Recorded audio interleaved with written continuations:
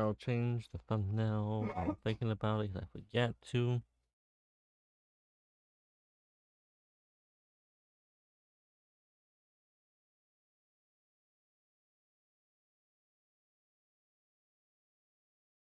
Uh,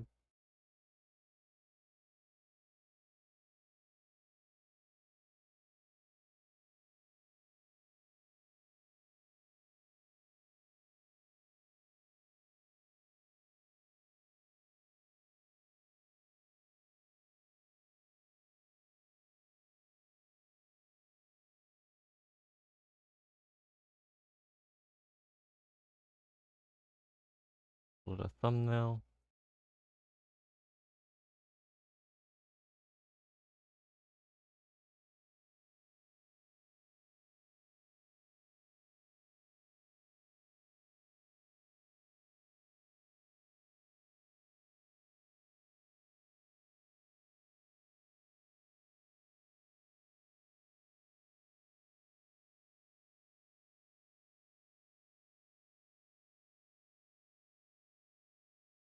Do a smug Paimon. I haven't done smug Paimon yet.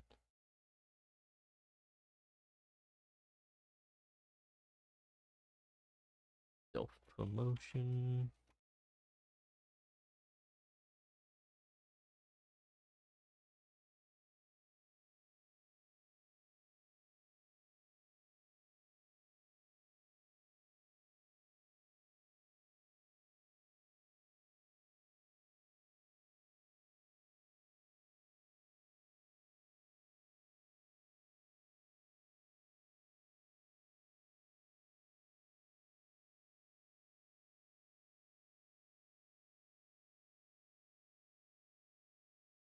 We'll open this. There we go. Hi, everybody. Everything should be done.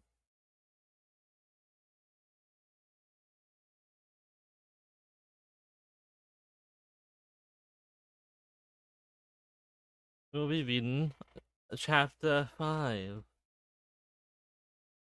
Also known as the cleaning chapter in my eyes.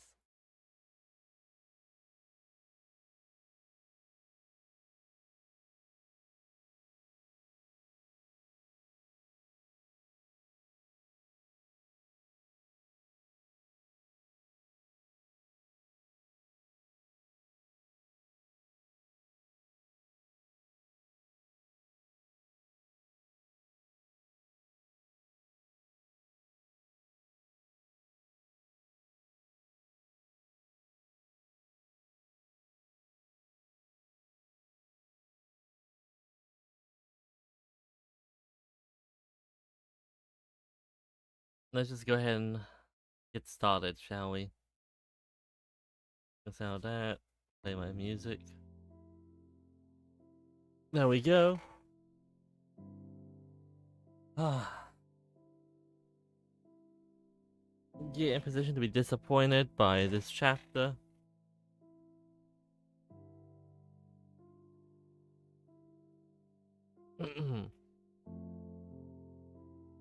What's another music in my ears?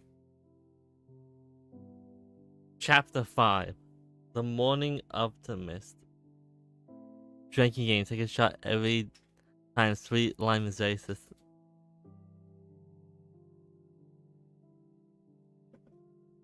You'll probably die. Like, if you watch all these back to back and like upload them to YouTube in like their own segments, you will probably die if you do that. As I was saying, chapter 5, The Morning of the Mist. The morning soon swung around. We're way of saying that. The sun penetrating the windows as Sweet snuffed around trying to avoid the light. Sour and acidic were the two to get up. However, tired that they were,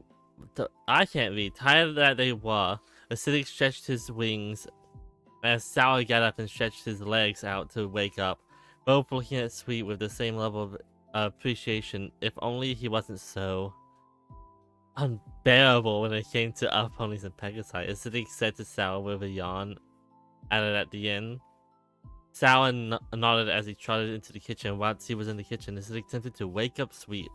He ended up accidentally pushing Sweet off the couch onto the floor. However, even still, Sweet wasn't waking up. Okay, so not only did Sweet get all the racism, Sweet also get all of the all the sloth. What good thing did Sweet get? Sweet get all the bad traits. I mean, they all have bad traits. Well, acidic is it's acidic. I believe it's acidic. Acidic is greedy, but still, why did Sweet get all the bad traits? Like the really, really bad traits.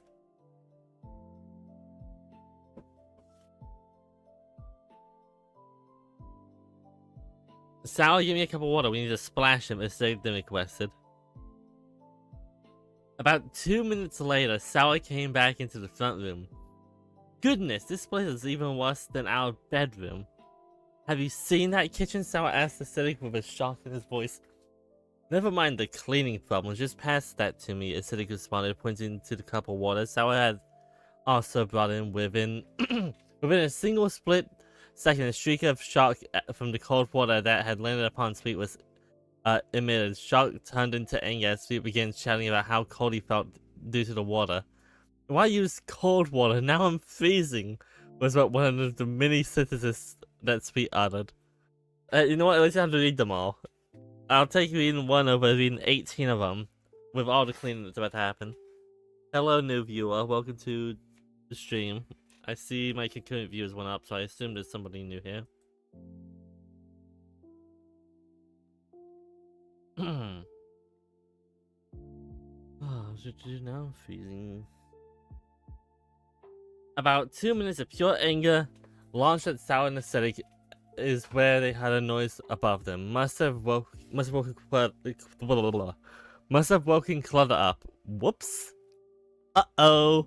Whoopsie, I accidentally woke up Clutter. Uh-oh. What is going on? What is going on in this? I am already so tired. I'm not even halfway through. I'm probably like only 100 words in at no, if that. I'm already so tired. That's 5,000, followed by 10,000. I am going to die today.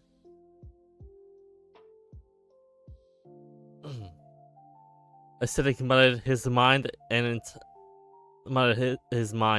what? Acidic muttered his mind and in turn Sal and Sweet's mind filled with regret. Okay, well, I forget they all share emotions.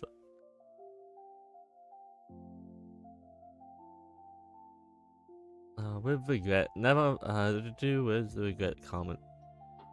Oh, it's down here. I'm stupid.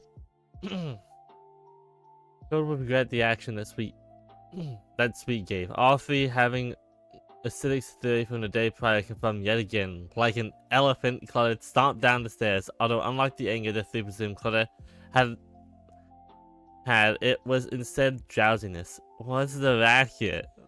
He asked the three, adding a yawn at the end of his question. Oh, well, we wanted to wake Sweet up, Sal responded. Acidic had trotted over to the window. They left the curtains open all night. When he looked out, he saw something odd. A bit of mist had built up from the outside. Although it wasn't immediately an issue. Acidic remembered that the day before, mist enveloped them when Arcane and Dalasite were around. Why do I feel like I'm reading Steven Universe fanfiction every time I see Dalasite? That's a stone, right? I'm grabbing my phone. That's a gemstone, right? Dalasite?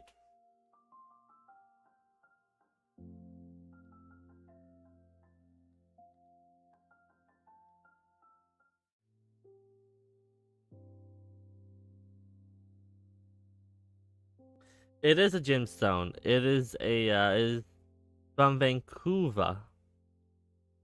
It is from Vancouver Island and Dallas, Texas. It looks pretty cool actually. I wouldn't mind having a piece of Dalasite. Do I get a piece of Dalasite if I buy the book physically? I'll buy it physically if I get a piece of Dalasite.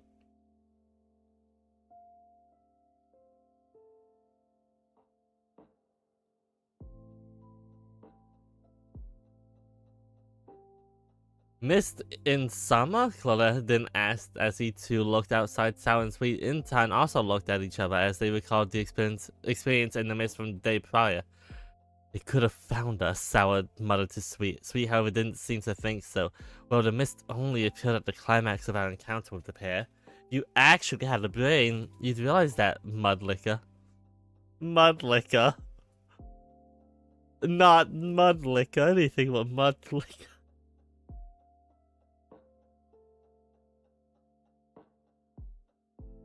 Sweet didn't respond. The term Mudlicker was a new one for Claudia. However, he could tell that it was a taboo word as Sour immediately got in Sweet's face. Sour having silent rage written all over his face. Did you really have to say that? You know that what is derogatory is a derogatory word for us ponies.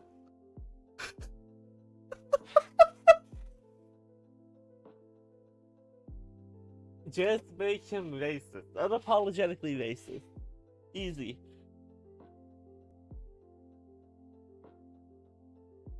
Just make Sour and Acidic's time with him so annoying that when they recombine together that they are no longer racist.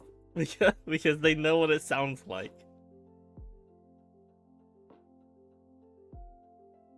Acidic asked Sweet with a berating tone to his voice. A Mudlicker? That's a new one. Claudia simply said to himself as he trotted into the kitchen.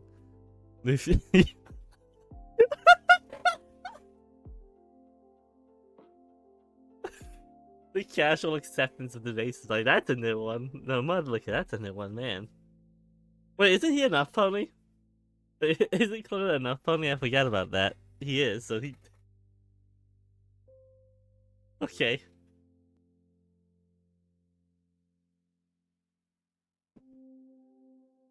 Okay.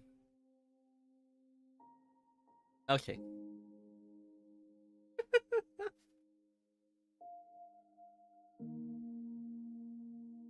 You three want something for breakfast? Acidic's... You three want something for breakfast? Acidic, Sour, I'll do some toast if you want. He didn't ask the three. Sweet seemed to catch on to the exclusion, however, as he instantly responded. And what about me? He asked, as if I'm gonna... Yes, as if I'm going to give breakfast after the word you just used. I might not know what it is, but I know it was certainly a bad word. Mudlicker, as if that's even creative.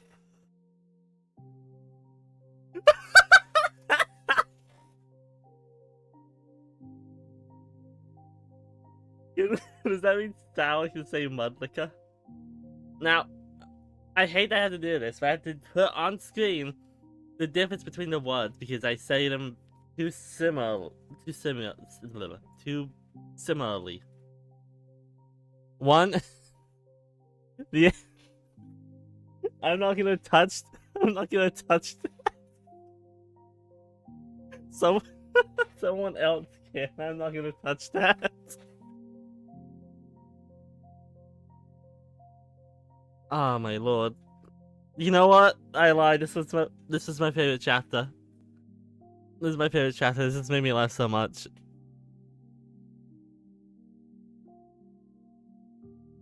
What the heckin' heck?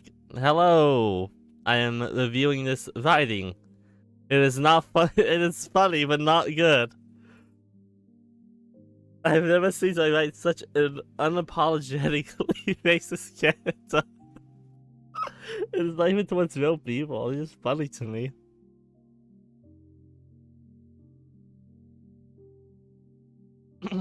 But responded with a distasteful tone to his voice. The rest of that hour was spent waiting for the toast that Claudia...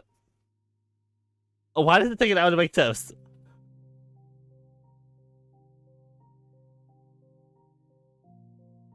Why does it take an hour to make, what, assumedly 6 pieces of toast? I can make that in like 5 minutes. Actually. Maybe 10 minutes, because I don't know how fast my toast is, but still, it's not an hour.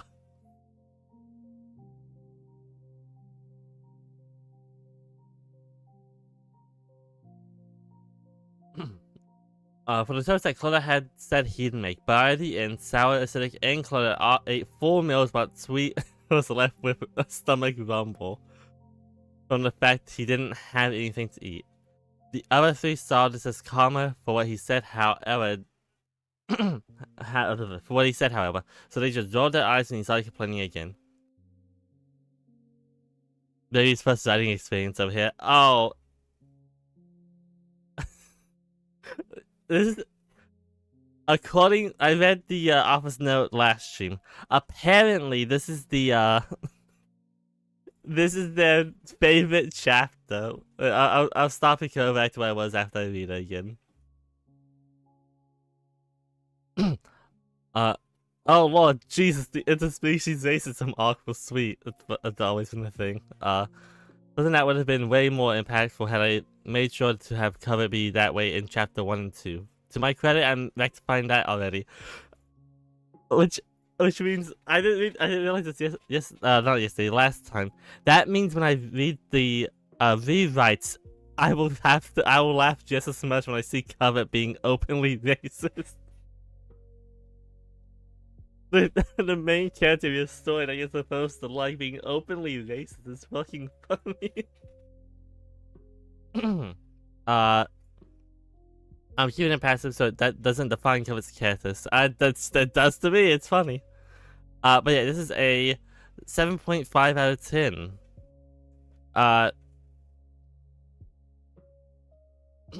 Which, no, isn't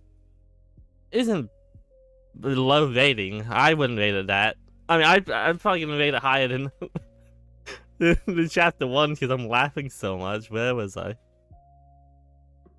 Which chapter is this? It is chapter 5. Chapter 5 of 21. It is 5,000 words long. The next one is 10,000 words long, and I'm reading both today. And tomorrow I'll read chapter, I'm doing 2 chapters a day until I finish. Or until I get to chapter 21. Then I will do other things for the rest of that stream and do the next 2 chapters probably in their own streams because of how long they are. Where was I?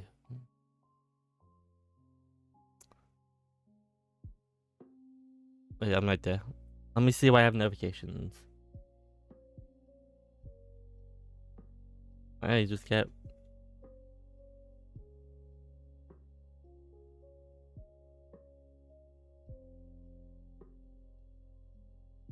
Holy sh... Yeah.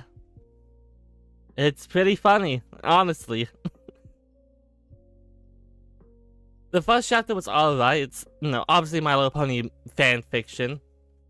So it's not gonna be the best. At least in my opinion, it's not gonna be the best. It's on the My Little Pony fanfiction site. So already the quality of it is pretty bad. However, this was published. Self-published, but still published. I'm just reading it on the fanfiction site because I'm lazy and don't want to scan a book.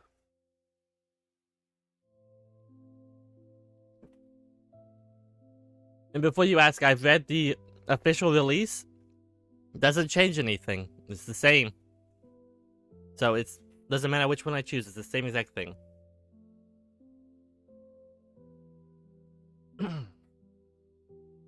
After Sour, Acidic, and Cluttered finished their food, Acidic offered to wash the dishes for Cluttered. Oh boy, we're to the cleaning arc. Y'all ready to listen to me describe cleaning for half the chapter?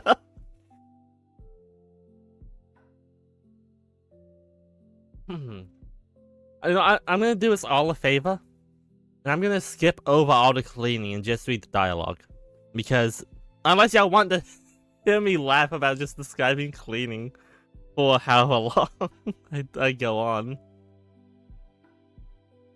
That's what y'all should, debate about. If y'all want to listen to me describe cleaning for that long.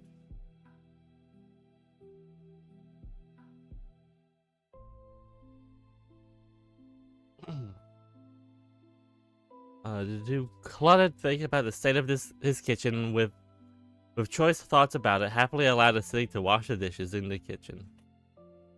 As opposed to washing the dishes in the bathroom. Sour, think of something for the pair to do together. Ask the question to Cluttered. I do not care. That's fair. Why don't you two clean up the kitchen? And I hate my life. Why don't you two clean up the kitchen and any of the salvageable rooms, and us two will head out. I think we need to have a talk, just the two of us. He asked, looking at Sweet with seriousness in his eyes.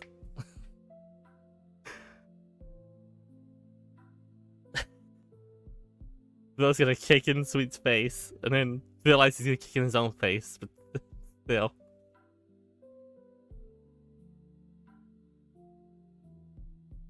I don't hate you, so you can just read the dialogue. I didn't sure have to hear the Eaton. But he was still filled with anger over being called what was... What? Over being called what he... What? Over being called what he was called.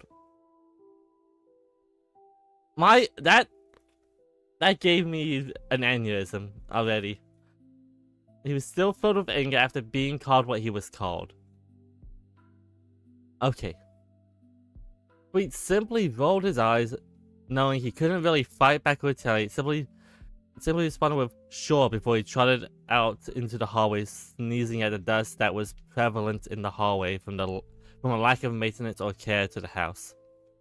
Alright, fine, but be careful. If there is something tied, if this is something tied to your attacks, you'll want to stay together, Claudette said to the pair as both Sour and Sweet headed off, neither speaking to each other.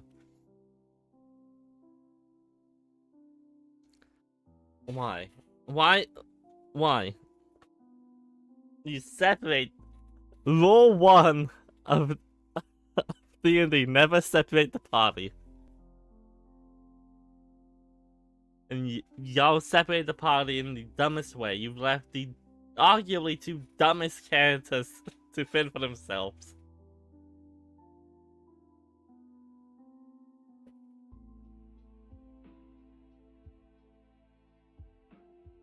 After the door closed, Claudia got to work with Acidic in terms of the kitchen. In terms of the kitchen, there weren't many cleaning supplies, but Acidic managed to use his wings to blow all the collected dust out from the small window within, keeping the window open to circulate some air into the room. With two cleaning, so I will not be reading that. I will just be skimming over all the cleaning so I can find the dialogue. You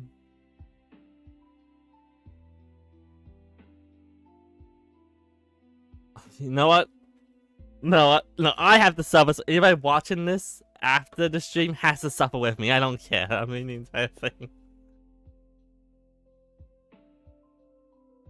Oh, whilst this was effective, the mist from the outside looked like it was going to try and seep into the building, so the window was only left open for a bit to get enough air into the room before Clutter closed it. While they finished in the kitchen, they did the same with the upstairs bathroom, and after doing both those rooms, they finally realized in the front room... they finally rested in the front room. 2 rooms and you're already resting. Oh my god. We should leave this room and the rest of the house to Sweet. I can't believe you said that, Acidic suggested, sounding very outraged by the end of his sentence. But you 3 woke up in a strange place, and all 3 of you were almost killed. Who's to say that Sweet doesn't feel scared or fearful? No way. No way they're about to try and justify this fictional racism in... No way. I refuse to believe that's about to happen.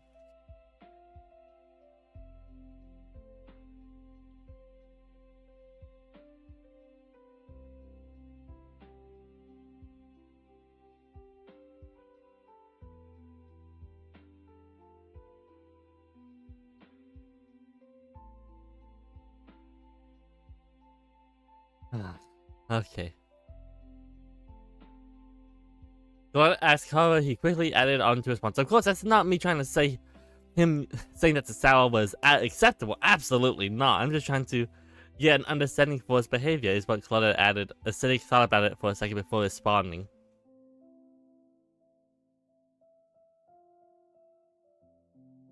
I'm going to lose my fucking mind. This man really said, look, he may be racist, but maybe he's just scared, you know. I get a little bit racist when I'm scared.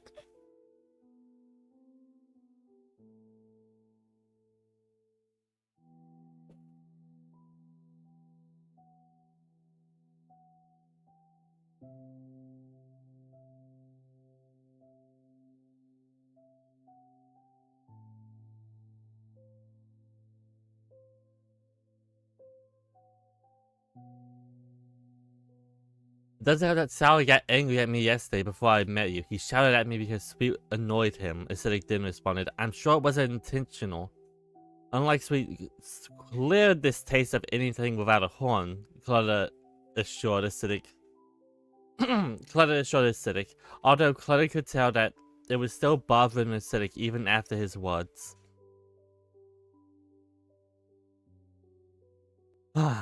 Acidic looked around as he sighed, his emotions rising slightly. Yeah, I too am sighing after reading this. Don't worry, Acidic, I feel you. He didn't know why, but his anger grew exponentially. It's not like he was angry at Clutter. That was... until he recalled the fact that Sour, Sweet, and himself were emotionally tied together.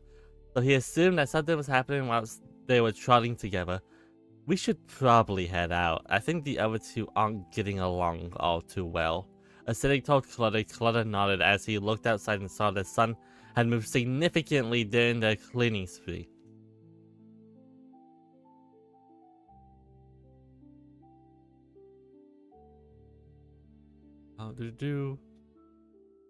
Yeah, you're right. Let's go to the park. It's not too far from here.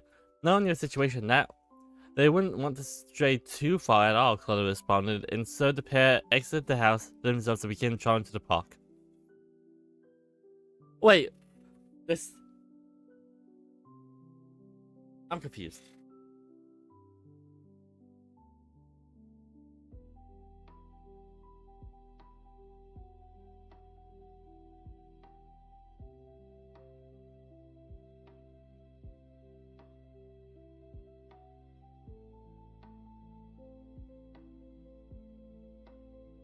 Clear the taste for anything without a horn sounds like a way you could allude about a guy being gay, LMAO. Allude to a guy being gay.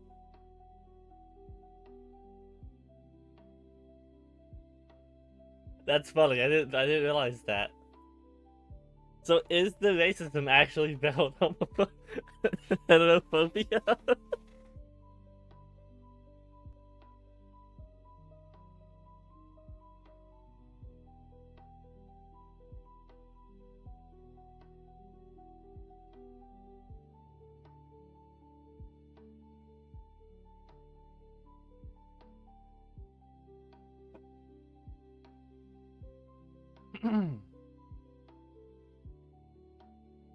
The silence from the pair who had just trotted out of the house was deafening. Sweet and Sour refusing to even acknowledge each other whilst they trotted to find somewhere to just sit and discuss their issues with each other. Mainly with the issue Sour had with Sweet not too long ago, as well as throughout the day before. Anger was slowly building up in Sour. It was slowly building up in all of them because they share emotions. And he knew that it wasn't the best to let it out before it became harmful and uncontrollable. About 20 minutes later, the pair found a park. The park looked to be incredibly run down, and rust on the park gates only exacerbated that claim tenfold. Opening the gate with an enormous creaking from the lack of care, the pair trotted in and sat on the nearest bench they could find. The silence the pair had was still deafening. However, after about 10 minutes, Sour finally decided to speak up.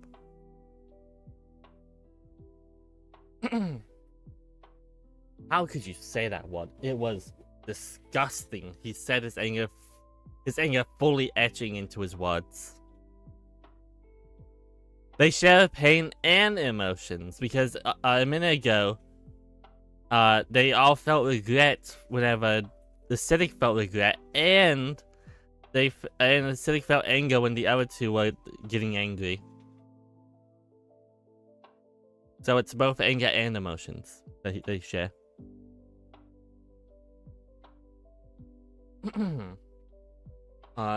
His anger finally etched into his words. Unlike Sweet's prideful demeanor before, he seemed very hesitant to respond. However, he did try. It's not like you two helped by throwing the water. Ah, yes, we all know that if you throw water on somebody to wake them up, it justifies their racism. Okay. But before he could finish, Sal immediately interjected, "That's no excuse for what you said. It was just water," he shouted out. It was clear Sal wasn't going to accept any excuse as he got up, pacing back and forth.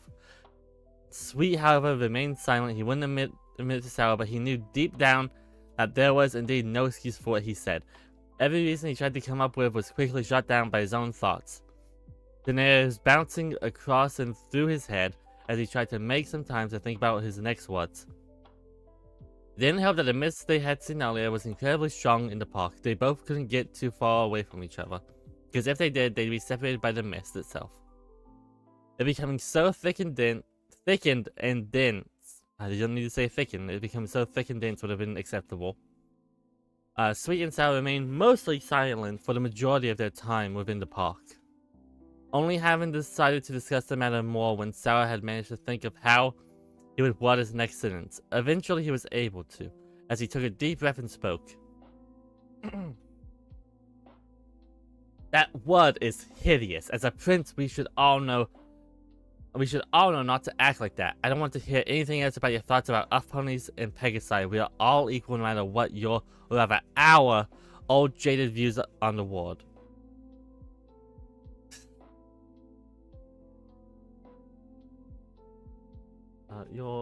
Our old jaded views on the world. I feel like they...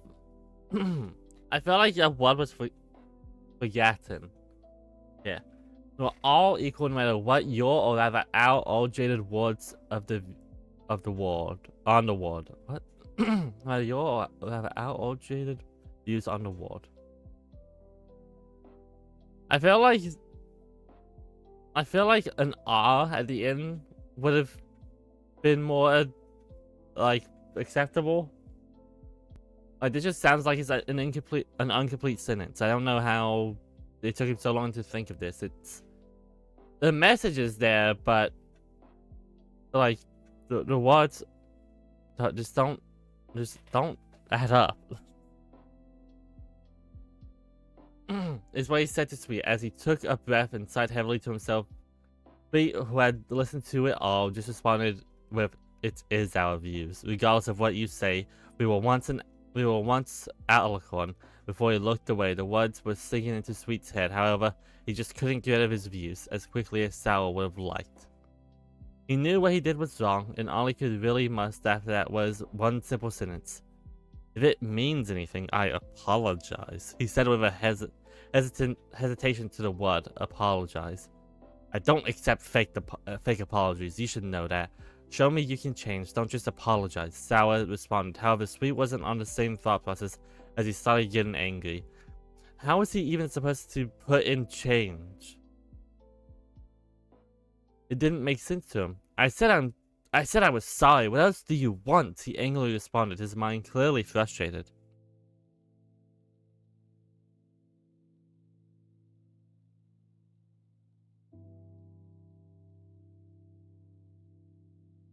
This is really reflective of like the author's actual point of view.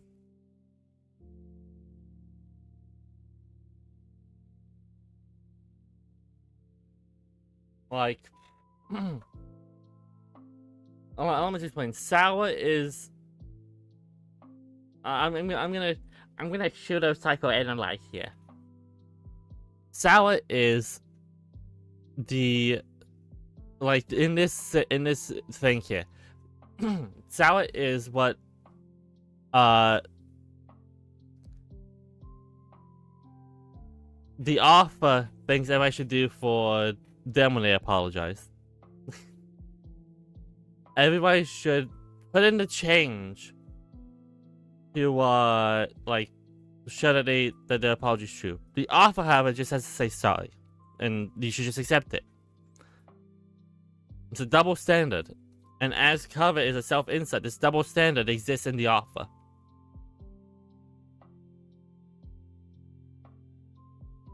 And the fact that the author had this much self-awareness when making this, but then completely lacked it, like outside of this, is honestly sad to me.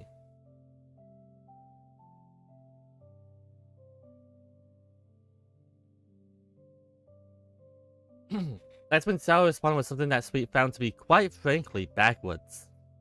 You don't understand that words don't mean anything without actions. I can't help you put the effort in, is what Sao said. What? Sweet immediately shouted back, his anger getting to him. However, he wasn't the only one angry at this point. Sao's anger had peaked, and he wasn't about to accept himself being shouted at. You heard me saying sorry.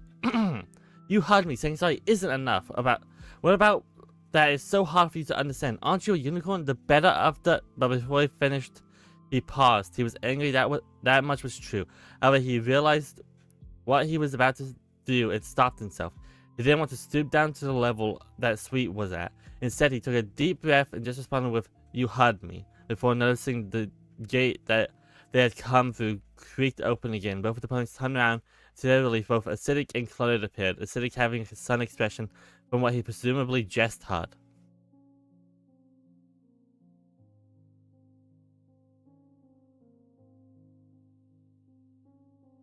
I hope that you weren't thinking of Acidic began before began. However, before he could finish, I'm having a stroke. Before he could finish, Sao finished it for him. No, I'm not going to. Nor did I. Nor did I do. What? No, I'm not going to. Nor did I do. I hope that. Okay. No, I'm not going to. Nor did I. That's all you had to say. You didn't have to say, nor did I do. No, I'm not going to, nor did I. He knows how I feel now. That is all you had to say. You didn't have to do. All you're doing is making me want to jump off a roof. He knows how I feel now, so I responded, Cluttered and Acidic look. Nor did I not.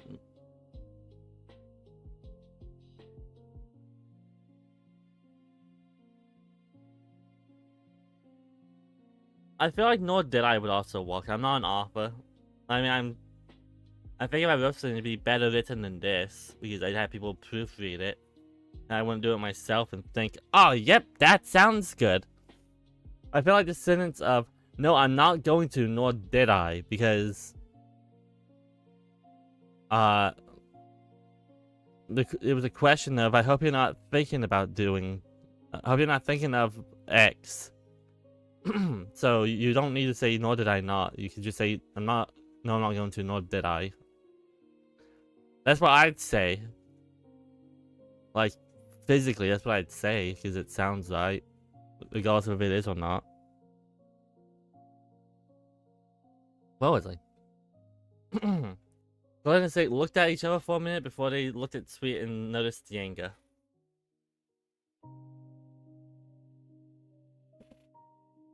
So, that conversation is what I felt then. Acidic muttered to himself. The pair trotted properly over to Sweet as Acidic said something very surprising. He began with Sweet, listen, before pausing. He didn't know if, given the current situation, if his words would lessen or worsen the situation. However, he had to make his feelings known about what had happened earlier. What you say affects everyone around you.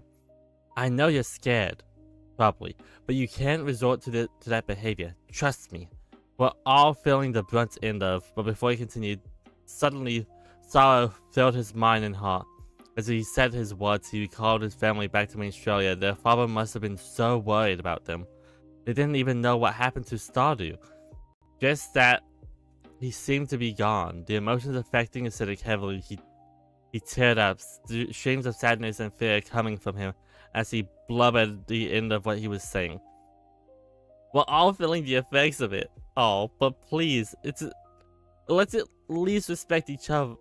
If any pony else, the if not anybody else. The last thing we need is to be divided and killed because we hate each other.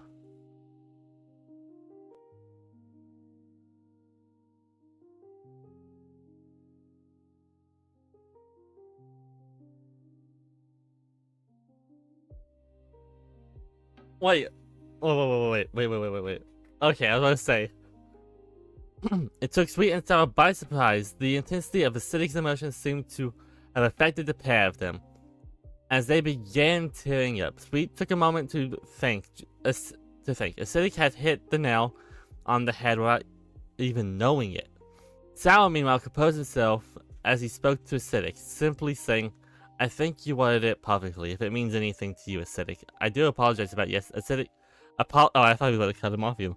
I do apologize about yesterday." Acidic smiled slightly, his little spark of relief coming from the words he had just heard. "Just promise me the pair of you." I turned into Stardew for a second.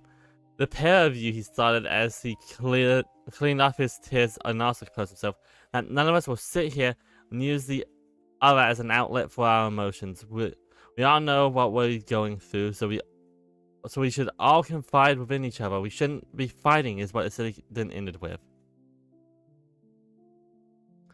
"I can do that," Sour responded with a smile on his face. Sweet, however, didn't respond, although he did silently keep those words in his head. It was as if he was processing what had just been said to him, and couldn't fully grasp it. However, in order to not start another argument, that being the last of his wishes at the present time, simply responded with "alright" before they all turned to clutter. Cluttered. Just say clutter, please. Don't add the cluttered. Cluttered, not having dared to intrude on the moment, looked as though he had witnessed a major event in history as he started. "Is he alright?" Sour asked Acidic before Acidic could respond. However, Cluttered himself responded, "I'm fine. I'm fine. Let's just go. I have to go check on my shop. Even if it's a day off, you gotta make sure it's not been buggled or anything." I feel like you don't have to. I feel like you should just assume it's not going to be buggled.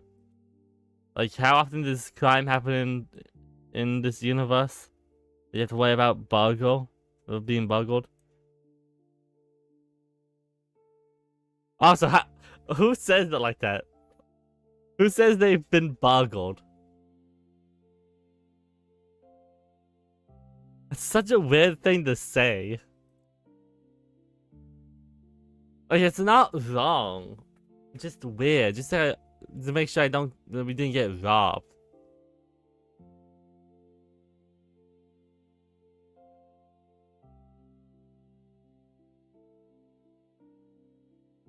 Acidic, Sour, and Sweet looked at each other with a thought of unison as Acidic spoke, saying, "Sure, let's get going." Before the four of them left the park, the gate creaking closed as they trotted to the city inside.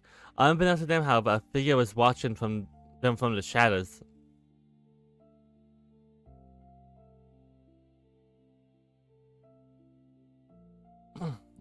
Figure was watching them from the shadows. This figure quickly molded into a physical form from the mist, and the mist around them quickly dissipated as they spoke in rough, deep voice. The figure simply muttered to himself, "Such trivial and worthless emotions," before they dispersed back into the mist becoming as thick as it had done before they molded, as if they were the center of the mist. The mist thickened wherever they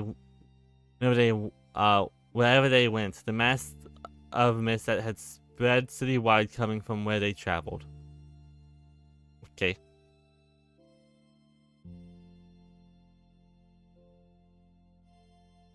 In MLP, you have to worry more about someone trying to end the war than someone stealing from you, LMAO.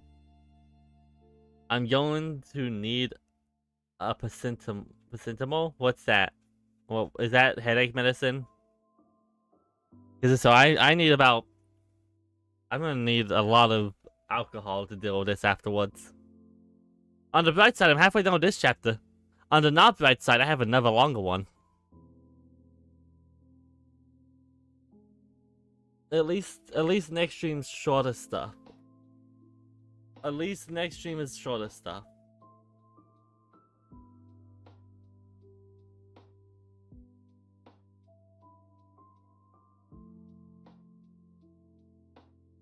It had been about half an hour before the four finally reached the main heart of the city, the mist being so dense with industries that the four had to essentially move as one unit.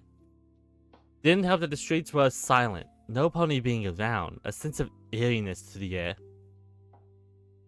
That didn't stop them, however, as they passed by the library being a tall, olden-styled building that could have easily have passed as the city hall opposite of it. That's huge! It could easily rival Pulteney's Central Library, Sarah remarked as the building imposed a major sense of awe within the three.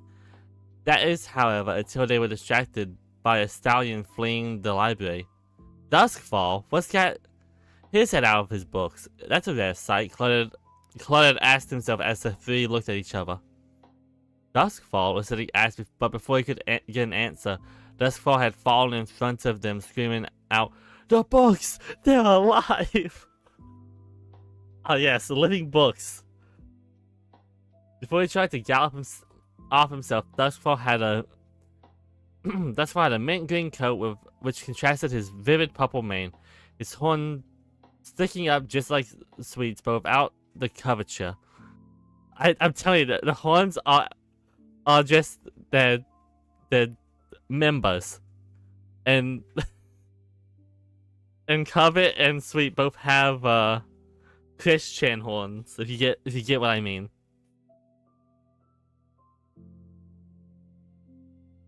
The back of his mane being tied up in a tail of its own as it flung backwards as he galloped away, frantically screaming out a fear. That's concerning. I'll get him. Could you three at least peek inside and see what's happening in there? After that, go to that building, Clutter asked, pointing to the city hall.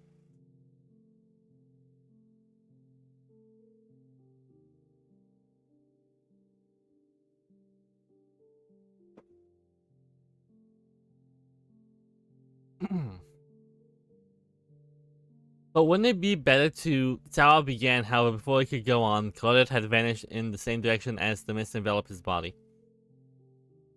Well, no harm in checking, Sweet said to the others as they trotted on up to the now open doors. That's when they saw someone. The aforementioned figure from before that had been watching them. Who? Sao began, however, the figure immediately bolted his head at the entrance. Stupid unicorn. Should have petrified... How do you pronounce that?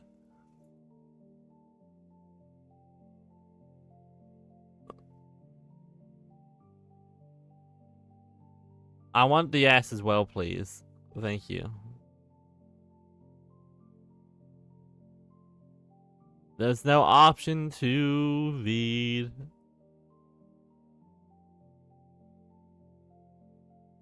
I don't want to hit V just to get that one word. Petrified him. He said with pure malice seeming to come from his words. Before any of the three had any time to react, the figure immediately turned back into mist, lobbing a book at Sweet so fast that it rendered him unconscious for a moment. Before the other two were swept away by the sheer force of the fleeing mist. Shouldn't they all be unconscious? If they all feel the same pain and one of them got knocked out, shouldn't they all be knocked out? Or shouldn't they all be like dazed because they got hit in the head with a book hard enough to knock them out, but it wasn't like them physically getting hit, so it's not physically gonna put them to... I don't understand this. I seriously don't understand this. It doesn't make sense. Before any of the other three had time to react, the figure immediately turned into black. Okay, the figure having turned into a ball of mist to flee. Sweet! Both were sitting in Sour Street as they shook him to the conscious world again. I can definitely do a better book writing than he ever... I mean, I don't know. I was laughing at this one earlier. There's a lot of in-universe racism happening. It's just funny to me. Like, how often do you expect to see a bunch of in-universe racism?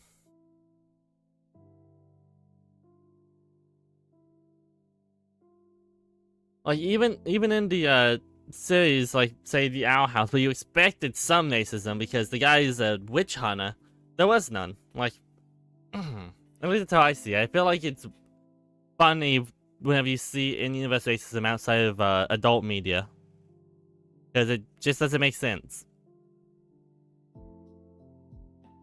Like, it can make sense, but usually it doesn't.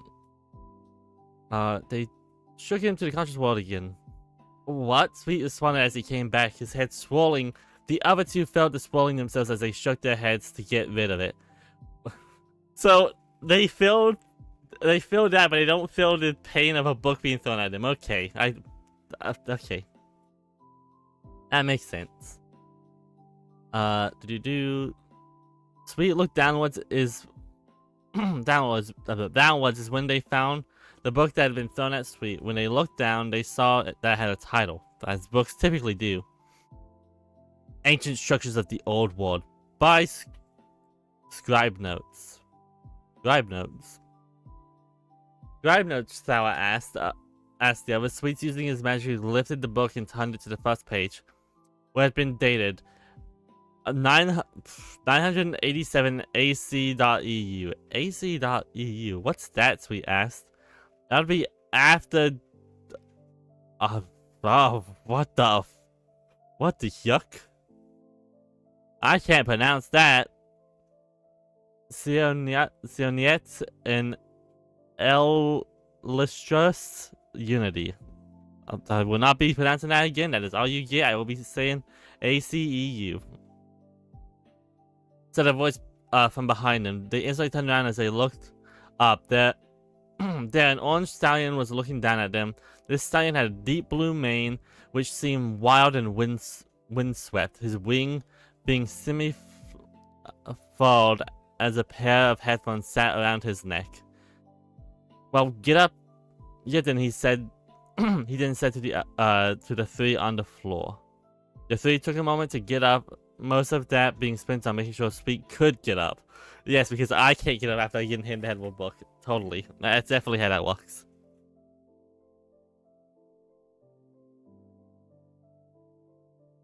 Well, Before you ask, my name's Soundwave.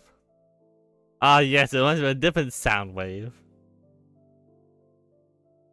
I heard what happened to Duskfall through Cluttered. I actually bumped into him because we were supposed to meet at his shop. Now the question remained, Soundwave then said. Who are you all and why are you here? He then asked. I can explain that. A voice behind Soundwave and the trio responded. It was Cluttered along with a lagging Duskfall trotting slowly behind them. Has it Duskfall asked Soundwave with fear still in his voice? Soundwave nodded. It's alright now, Dusky, he then responded. Duskfall took a sigh of relief as... That's when Sweet spoke, seemingly to himself. I've seen this door before, he said, looking at a sketch of the very same door he had seen in the mines they had been in the day before. However, the door wasn't alone. There were two more doors on the page. He had flipped to. I didn't think this book held anything of value, so I flipped through it. Luckily, I spotted these doors. Yes, because, you know, you definitely flip through books randomly while you listen to people talk. That's what I do. You see, I actually have a lot of books next to me right now. I don't, but let's say we do. And anytime somebody talks to me, I grab one and just start flipping through it. It's so unrealistic. In what world would that happen?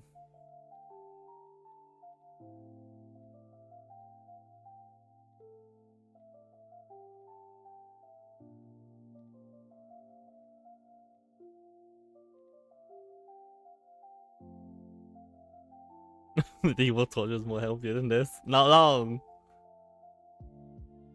What do you mean? Oh, it's dropping frames now. Okay, that's fair. I've been going an hour about dropping frames. I can drop some frames now.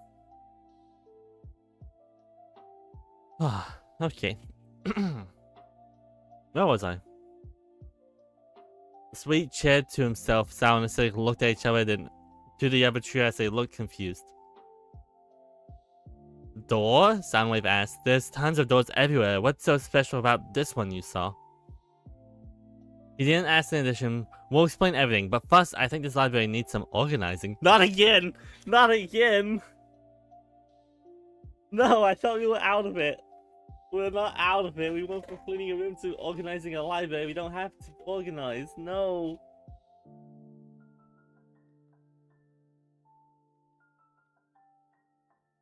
Acidic didn't respond as the six of them, now turning their attention to the mess behind them, headed properly in. I'm going to commit self-immolation. Why am I putting myself through this esoteric torture method? This is such a weird choice I'm doing to myself, and yet I'm still going. And sometimes I wonder if I am a masochist. And times like this is where I think I probably am. About 30 minutes of cleaning up the damaged books later, Duskfall commenting about the state of the pages that seemed to have been ripped out. Thankfully, I have my magic, he said to himself as he got to work repairing all the remaining torn books. Acidic and Soundwave worked on a pile of the books that was accumulating in a mess as they flew around in individual rows of shelves inside the library. Meanwhile, Sour had explained to Duskfall through a series of pauses what had happened from the beginning of the day prior to the current time, at the same time repeating what he said to Soundwave when he left. When he left Acidic to clean up the remainder of the books once the pile shrunk enough. At the same time, Sweet was busy reading about the doors he had seen on the pages. In addition, he also read about structures that link to the doors known as springs. Oh my... This is The Legend of Zelda! This is The Legend of Zelda! I know what this is from! Specifically Breath of the Wild!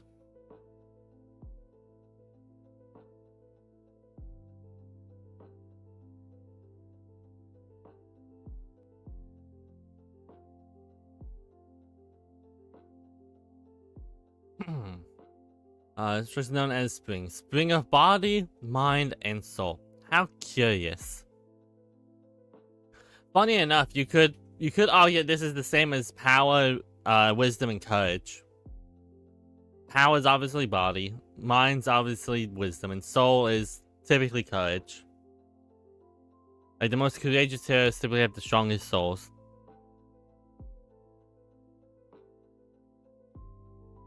How curious, he said to himself as he read the passages. Sorry, I felt like pages would have worked better. Read the passages. The passages in question absorbing Sweet's attention as they read out as followed. I'm not happy. I have to read more. How long do I have left? Well, we're almost done. Guys, we're almost done with this chapter. Guys, I'm almost halfway through. I can go play my Hoyo games and enjoy my time instead of reading this book more. That's a lie. I have to go edit some of the other ones so I can upload them starting in like a week, but still. Built by what could be presumed to be a now extinct race of light. Now extinct race of light. How would it be extinct? I guess technically Discord would be a nearly extinct race, wouldn't it? The Draconic Wisp, I believe is what he's called. He's the only one. I assume that puts him as close to extinct. Like if there was a thing for a nearly extinct species, he'd be on it in MLP.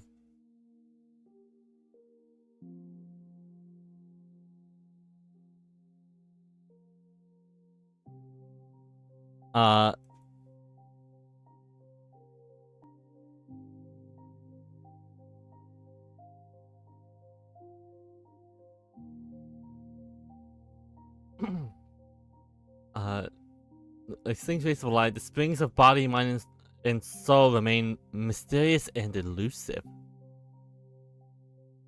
The spring of body being located in the gorges near the town of Gulfmane. Okay, that's funny. I like Gulfmane. That one's a good one. Gulfmane is a good one. I like that one.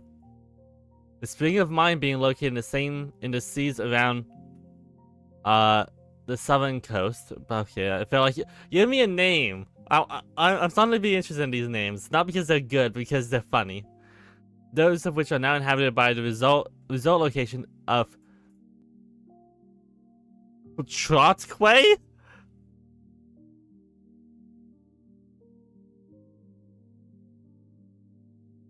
Unless him and Fluttershy somehow procreate, then he'll be the only one, since I'm pretty sure he can't die.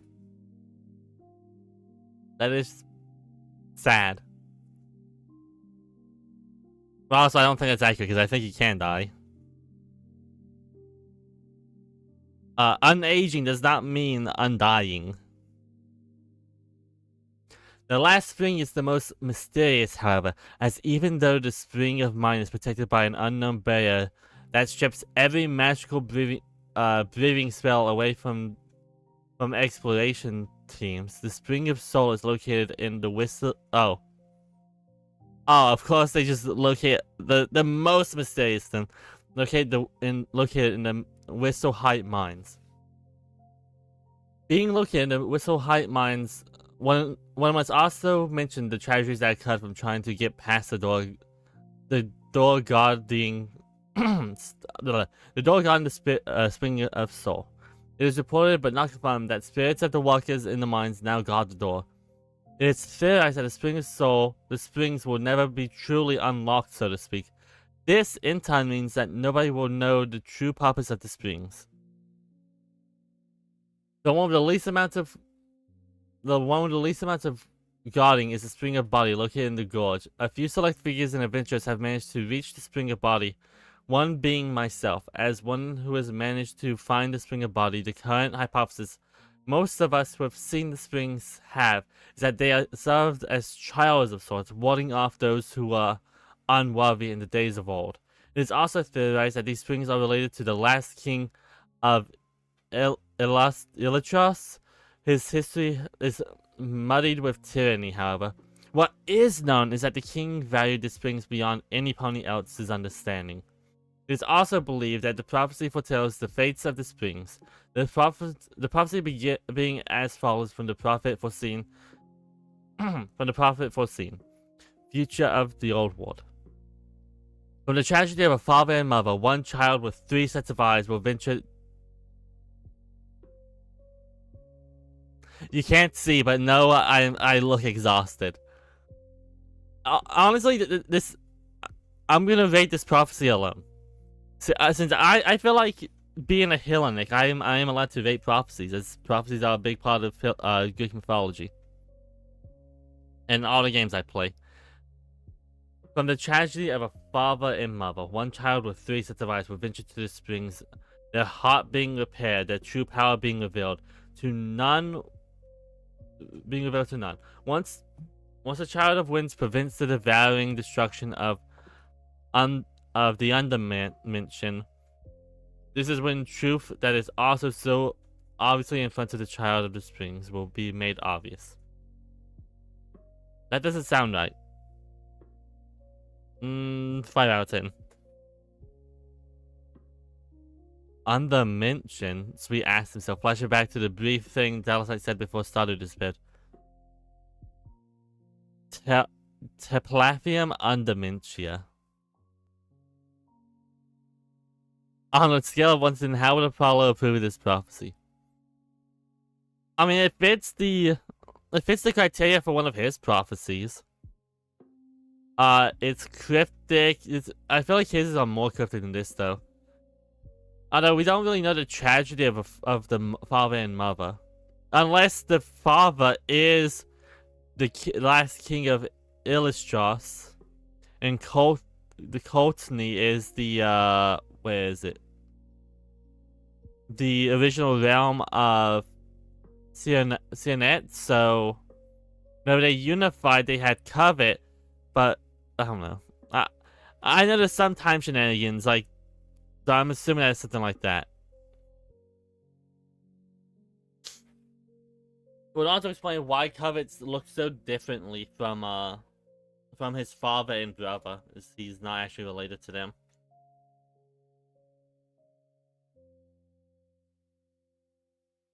That's my prediction.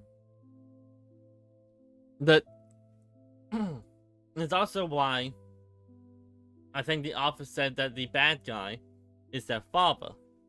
Because the bad guy is literally Covet's father. It's the last king of Elstros. And they'll discover it, and then there'll be a Darth Vader battle where he says, "No, you don't understand, Covet. I am your father." And then Covet will go, "No, that can't be true. It's impossible."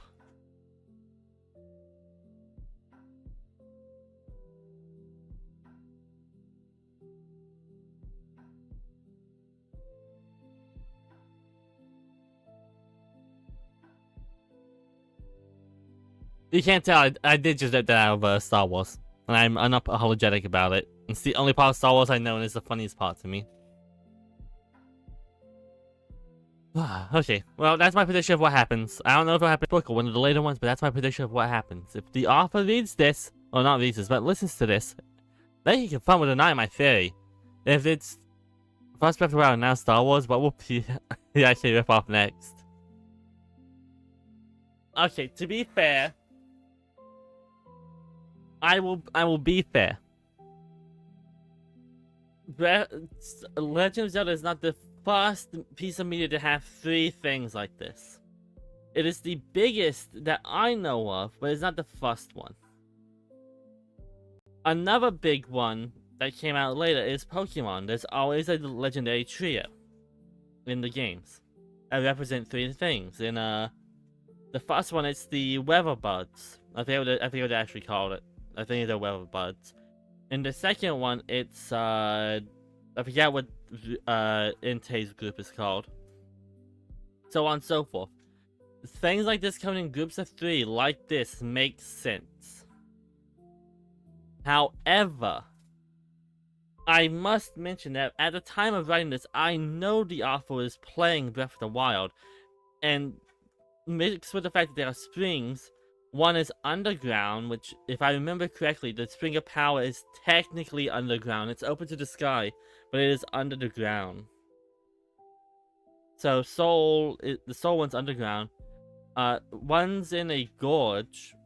I think that's also a Spring of Power technically. Where's the Spring of Courage again? The Spring of Courage is just in a forest, I believe. Or maybe it's also I don't know. Point is, if one of them is on top of a mountain, then I will say it is Breath of the Wild. If not, then I will give the benefit of the doubt and say the spring part is inspired by Breath of the Wild. However, the groups of 3 like this could be anything due to the fact that they are so, like, numerous in media. Would y'all watch if I replay Breath of the Wild on this channel?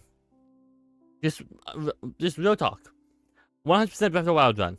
Would y'all watch it? Answer whenever you want. But what's Sweet then tried to ask himself before he could question it further, however, Sour interrupted his deep thought. You alright? You seem curious about what you've read, he asked. Sour, get acidic. I think this might have something to do with what happened before, well, yesterday. Sweet responded when Acidic got back from the final barrage of books. Cluttered, Duskfall, Soundwave, Acidic, Sour, and Sweet all sat down to discuss what Sweet had discovered.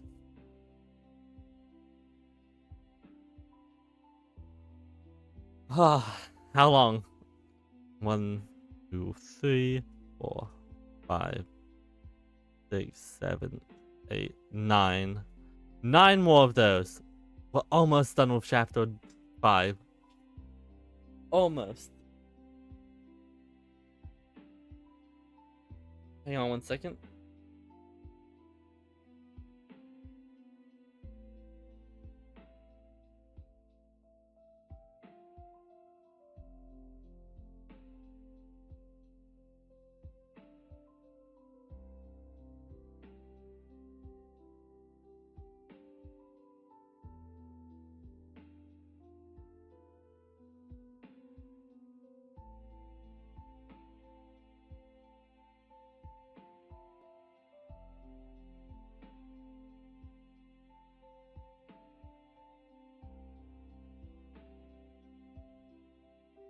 Okay, sorry.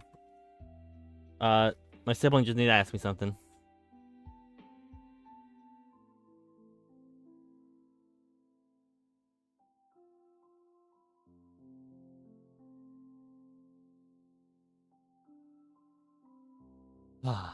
Okay. One child with 3 sets of eyes. Suddenly mentions us. Child of winds. That's Stardew. He's always had a connection to the skies. Remember the Sea vs. the Sky Alley Fest? Acidic spat. I fucking hate. Acidic spattered off as he eagerly remembered the Alley Fest that he had mentioned. Who's Stardew? Cluttered asked. As Cluttered, Soundwave, and Dustfall seemed confused. You never mentioned a Stardew, Soundwave then added in, eyeing the 3 with suspicion. Sawasui and Sig looked at each other. They didn't know how to respond. They never did mention Stardew after all.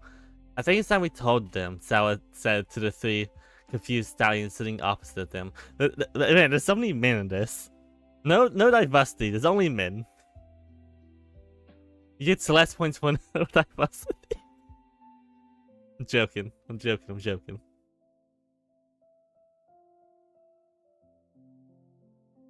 I know.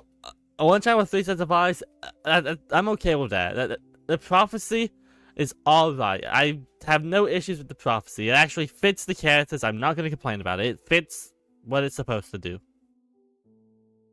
Me writing.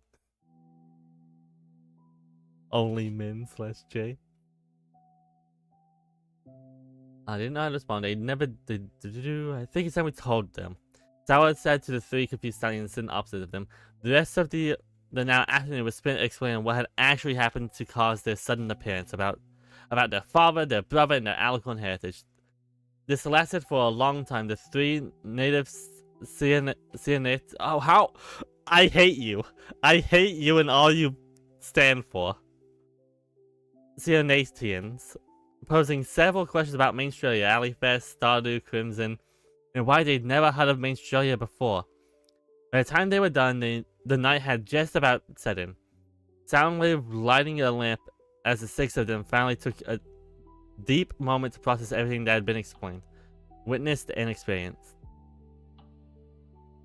That's a lot. Dustfall simply sighed to himself as he grabbed the book. He seemed to look at the passages about the spring of body. Golfmane. We have to get you there. Then. I assume that prophecy is about what's happening right now. I'll see if my brother can join us tomorrow. I actually need to attend something that I've been putting off for. No, don't have it be the next chapter. Don't have this be the next chapter, please. You can't give me both of the chapters I've been dreading back to back. That's just a hate crime specifically targeting me. I've been putting off for a while now. Duskfall then said as he got his head out of his book. You're not thinking of, Soundwave began. Indeed, I am. It's time they knew about us, hun. I just hate. I only hate. There is no love right now. There is only hate. It's gonna make me do both the chapters I've been dreading. Both of them, back to back.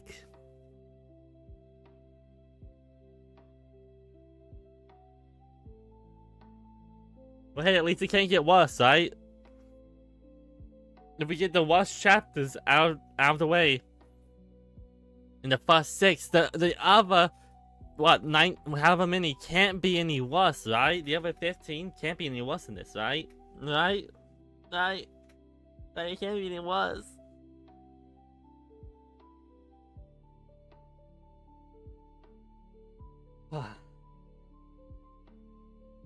Dustfall interjected. Sawasui and Sig looked confused. However, before they could question it, Dustfall changed the subject. Say, how would you like to stay over mine tonight, Cluttered? That means you too.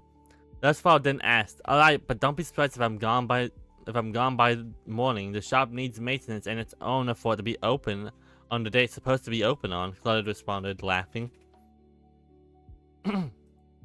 I hate my life. I hate my life. I hate my life. I hate my life. I hate my life. I hate my life. Why do I do this to myself? Why do I do this to myself? I need to be studied in a mental lab.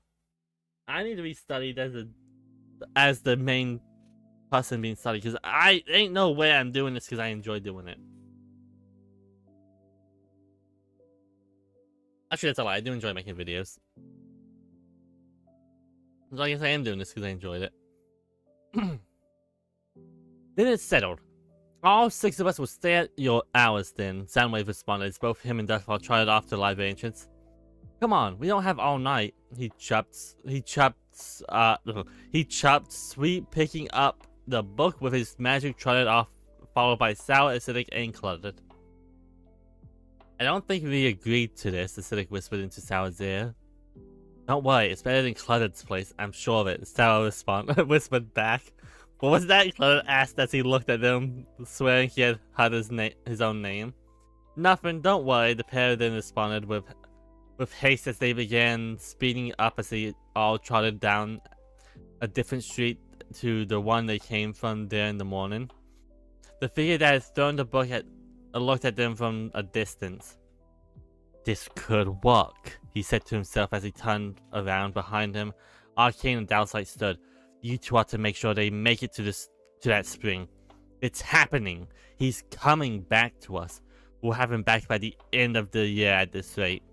The figure spoke to the 2 alicorns. Arcane and Dowslight looked at each other, filled with eagerness and excitement at this. You mean I could? Dowslight began. Before he could continue, however, the figure lifted his hoof and placed it on Dowslight's cheek, responding, Yes, Dowslight, Rounded Time will come back to us. We'll have him back if you two don't falter tomorrow. Tomorrow is when they depart for Gulfmane. Just do it as I order, or else. The figure then said with an enticing.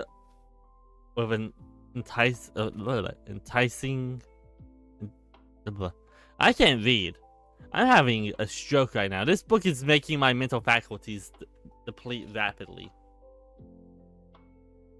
With a warning in those last words, together the 3 departed back to the northern mountains. About an hour passed as the 6 stallions trotted down to a house in the suburbs of the city. The 2 owners of the house trotted up to the door of a certain house as the trio got a view of the house. Cluttered just trotting past the 3, gazing at the house. The house, which was nicer than Cluttered's already by default, had a clean structure. The windows weren't boarded up, and the house itself from the outside and overall, the house looked wonderful. As the trio trotted inside, they were in awe at just how clean the place was. Spending the night in Cluttered's house, the immediate lack of mess or clutter was a sight for sore eyes. The furniture looked well kept, and the place looked spotless to the standard pony's vision.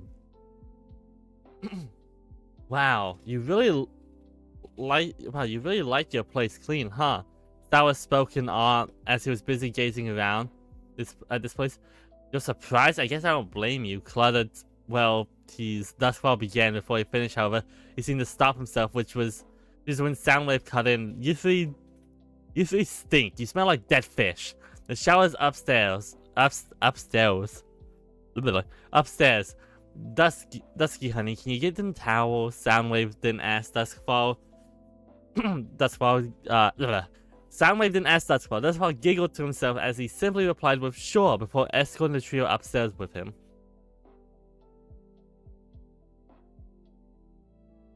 I am having a stroke.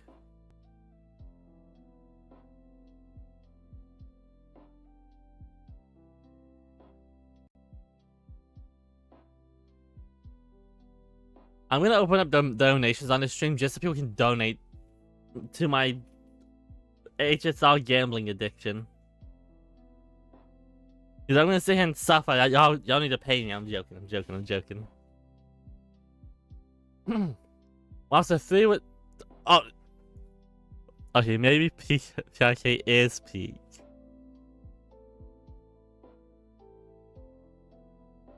Give me 1 second. I'll be right back.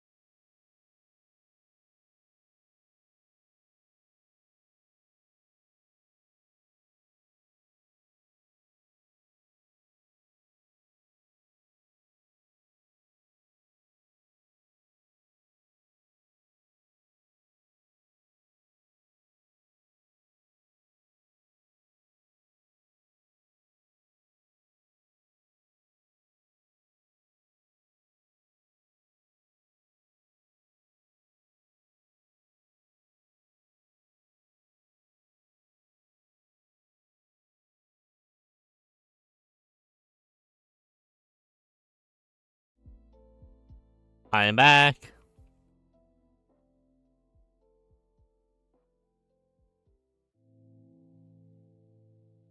Ah, okay. Now, obviously, since I'm a professional YouTuber, I obviously got me some food to eat while I'm reading this, because, you know, that's what professionals do. They eat while they stream. Okay, what was I? Whilst the three was shouting, Duskfall came back downstairs, where he made his way to the kitchen being as tidy as the rest of the house. There, cluttered and Soundwave said, "Made you your fave, just how you like it." Soundwave spoke with happiness as Duskfall took a hold of the cup of oat cocoa. I'm going to jump off a cliff. That Soundwave made for him. So, do you believe those three? He didn't ask the other two. It's not like they would lie about something like this. Still, it's suspicious. How come we never heard about Mainstrelia? Flooded responded, "Yeah, as far as I know, Mainstrelia isn't on any world map we have in our records." Duskfall responded, "Let's just keep an open mind, I suppose." Soundwave then rhetorically asked the the other two looked at. Soundwave then rhetorically asked as the other two looked at each other. Try not to shock your dog. Soundwave then rhetorically asked as the other two looked at each other. Claudette speaking up next as he asked something. "So, who are you visiting tomorrow?" he asked with a curious tone. "My parents," Duskfall responded. Why separate like that? Why separate like that? Why separate like that?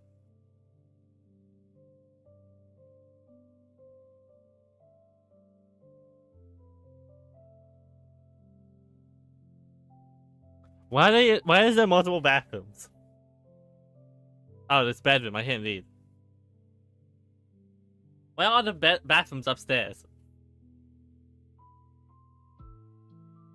Meanwhile, upstairs, Sweet had just finished showering as the other two waited in the bedroom adjacent to the bathroom.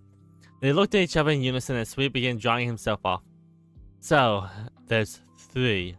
"Not what I expected," Sour said, with surprise at least in his words. "It's not like the bad," Acidic responded. "I never said that. It's just, this has been such an eventful day," Sour responded back with a frown. "Let's not argue like old grannies, for pegs is enough, pony. There." "Alright," Sweet then interrupted immediately. The other two looked at him. Sweet looking back simply simply responded, Sorry, force of habit, I suppose. I too am racist out of force of habit." Before he focused on drying himself, the other two, having dried off already, simply rolled their eyes, maintaining themselves as they just headed downstairs with Sal responding, "Just dry off." "Oh, three more then we're done. Back downstairs, Soundwave, Duskfall, and Clutter had apparently been walking in the front room. The gray couch that presumably sat in the center of the room had been moved to one corner of the room. On the floor, 3 sleeping bags were stacked, one in orange, one in purple, and one in blue. "Where's Sweet?" Duskfall asked the two that had just come down the stairs. "He'll be here soon. Hopefully not sitting upstairs focused on drawing his mane," Acidic responded. "Right. Well, Clutter gets to the couch. The three of you get the sleeping bags. We obviously have our bedroom. Tomorrow we set out for golf mane." Duskfall didn't add it on. That's when Sweet finally came downstairs, his mane still being wrapped in the towel it was held in. "What's going on?" Sweet then asked as he entered. "Nothing here, catch." Acidic then responded, throwing a sleeping bag at him, the color being purple. "Oh, lovely, sleeping on the floor," Sweet muttered to himself, but when he saw that Sound and Acidic was staring him down with daggers, he didn't continue. He definitely has the mentality of a spoiled little prince.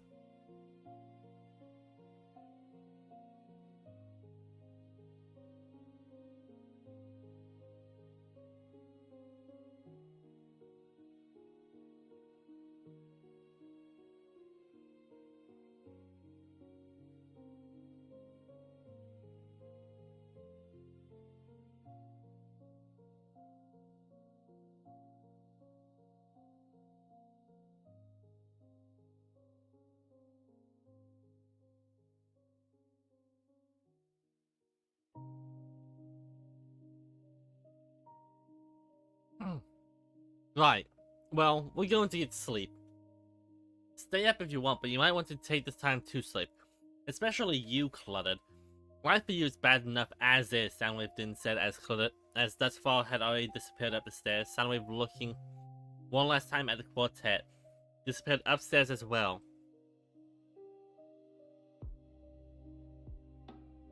When Sour, Sweet, and Acidic looked at Cluttered, however, they saw him looking upset. Are you alright? Acidic asked Cluttered with concern. I'm fine, Cluttered responded, not even looking at the three as he grabbed the blanket on the couch and laid it laid into it.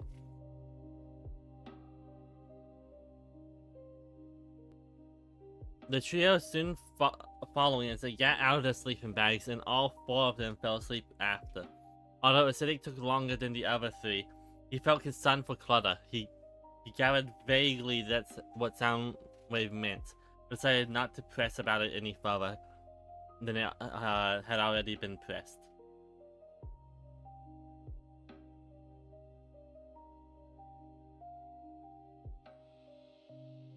Upstairs, meanwhile, Duskfall and Soundwave was sitting up. Soundwave was the first of the two to speak. Are you sure it's a good idea speaking to your parents about this? You know what they think of us and who we are. He asked his son and what laughed in his voice. It has to happen eventually. Hopefully they aren't too unreceptive. Duskfall simply responded as Soundwave leaned in for a hug. Whatever happens, I'll be here. Just know that, Dusky. Soundwave assured as Duskfall embraced the hug, claiming him as he had been calming him as he had been shaking for the duration of them being up in their room. You also have your brother. I'm sure Don Rise will join us. Yes. Soundwave then added his voice, calming Duskfall as he broke from the hug. Let's just get some rest, all right? Duskfall then said, knowing that Duskfall didn't want to deal with any of what was going to happen the next morning until it happened. Soundwave simply nodding and kissed Duskfall, both of them then getting into bed and falling asleep soon after. Well, I've read this like 4 times now. I'm not going to read it again. We are just going to go to the next chapter.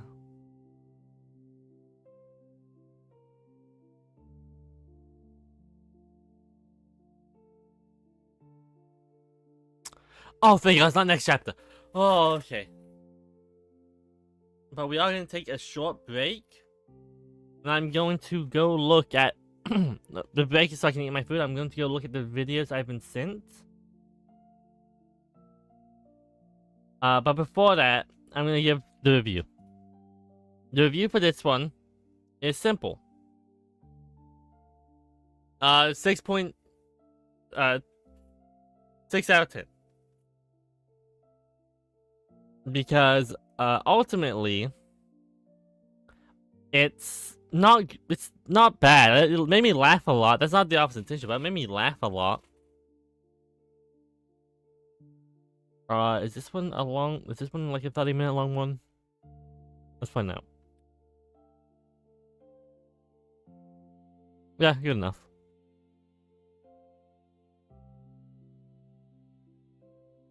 Oh, I like this one.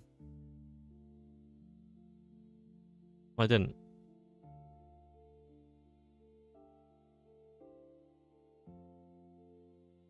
Okay, so we're gonna watch this video. I'm gonna talk about it while I eat my food. Because I want to eat my food.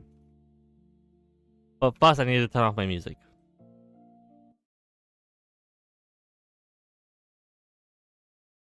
Creating Pinkie Pie Tulpa. Do it before going to bed every night. Ignore warnings about doing exactly that because it can take ideas from your dreams. 60 hours in, I've started hearing and seeing her. Her face is deformed as fuck and frightening, and I can't change it. She just keeps yelling for no fucking reason, mostly when someone else is talking to me. Can't hear shit when she does. My face went. Please fucking help me. And Anon was never heard from again. Ignore it. She will disappear. Retry. Don't ignore warnings, idiot. This is the shit of nightmares. And sorta okay scary movies. Jackie Chan Tulpa, and if you must get rid of him, Chuck Norris Tulpa. And when you must get rid of that, Bruce Lee Tulpa. And when you must get rid of that, you are fucked. Best of luck. I can't hear shit! Jesus fucking Christ, what do I do? Every time I try to form a fucking thought, she's screaming no matter what I say. Her voice is all broken and nonsensical like a newborn baby's. Doesn't it take weeks of ignoring to stop this? Oh, P, you must not erase her. Would you kill your own child if it were deformed? What am I... What did you send me?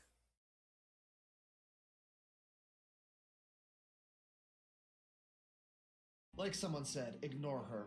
Don't feed the thought of her and she'll disappear. When all else fails, hypnotist. If nothing else works, tomato sauce. Your fault for being a crazy F-slur and trying to do that shit. I mean, seriously, you need one of these. Pick related. It's a straight jacket. Hey, OP. You know she's right behind you, right? Staring at you. Waiting. Fuck, why did I even try this? You know when you smudge a picture of someone's face? It's like her features are there, but they're out of focus. And she has no fucking color in her eyes. I don't understand. I spent like 30 hours on visualization. Like this picture. I know she isn't real, can't harm me, but that doesn't What mean is a it isn't fucking tulpa? Okay, terrifying. real talk. What is a tulpa? I've heard it so much. I've heard jokes about it in Salty DK's videos, like they're like D&D, not D&D, it's Pokemon Nuzlocke, but it's like D&D mixed with Pokemon. Where they get people to play the characters. And they talk about a pasty tulpa. I don't know what a tulpa is. I'm just trying to ignore her. First try to talk to her. Remember that this is something created out of your mind and still functioning in the same brain as you. I would guess that means that you've got some self-loathing issues to deal with, but it could be as simple as a part of your brain that likes being freaked out, aka the part that makes us go to X at 3 in the morning alone in our houses with the lights off. If that doesn't work, threaten to ignore her away. Tulpas generally have a sense of self-preservation, so that may help the issue. If none of that works, dissolve her. I put that one last because it will take... Basically, an imaginary friend that you create from your mind. You mean an imaginary friend? What's the difference? the longest, not for any need to preserve something that's causing you troubles. We warned you about tulpas. They say we're trolling, but we warned you. Wow, that's terrifying. That's why I do normal stuff normal people do. MLP. People sleep knowing that's watching me. Keep trying to ignore her, and keep telling yourself she can't harm you. It helps sometimes. But it sort of becomes... but it sort of becomes joy to the person who created it. At least, I'm going to create... I'm not even going to finish my joke. My joke was...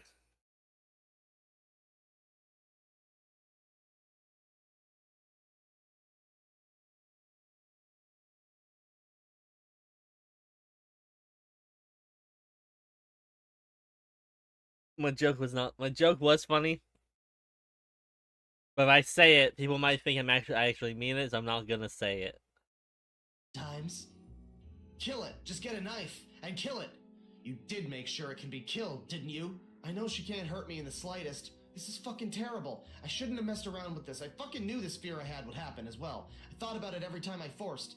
I don't think I can sleep. Every time there's a silent moment, she uses it to make the fucking loudest noise possible. I've tried doing the above and threatening that I'll ignore her. No change. Wait, did you say her eyes have no color? Oh, you're fucked, my friend. She doesn't understand anything you're saying or thinking. She's essentially deaf, that's why she screams and makes loud noises. Your best bet is tranking yourself and trying to lucid force her into a more stable state. So all this tulpa bullshit is for real? And now you got a deformed mental monster that follows you around wherever you go? Man, it sucks to be you. Wow, Hey, it's a Firefly? Hold on a second. Hardcore shit. Oh, man, it sucks. That's not Firefly, but does that look like Firefly? Am I just being confused? He's blonde, long hair, and in a kind of looking. I don't know. I don't know who that is. Holy shit. You're in some hardcore shit, OP. I don't understand why you couldn't just stop at watching a girl's cartoon instead of going this far. You kind of deserve it. Get a therapist and get rid of it as fast as possible. I would go insane and ultimately commit suicide if I was in this situation. Okay, just chill out. Kill her. Take her apart piece by piece in your head. Focus your energy on destroying it. That's the fastest way to get rid of a bad tulpa. Surefire way would be to ignore it, but this works too. You're not Only Tulpa Thread Simulator. Actually supposed to listen to those people when they tell you to make a tulpa, you dumbass. How could you have thought this would be a good idea? Why won't she fucking listen? Why won't she notice me at all? I think you're fucking right. It's like she's deaf and won't listen at all. I had a lot of dreams where I was unable to talk, like there was something stuck in my throat, and then I'd eventually be able to scream my fucking head off. This is exactly what it fucking feels like. Facing inner demons, hardcore mode. It's like living in a Silent Hill game. Why don't you just start playing loud music so you could forget her, OP? Play yakety sax. Or do Jackie Chan dump.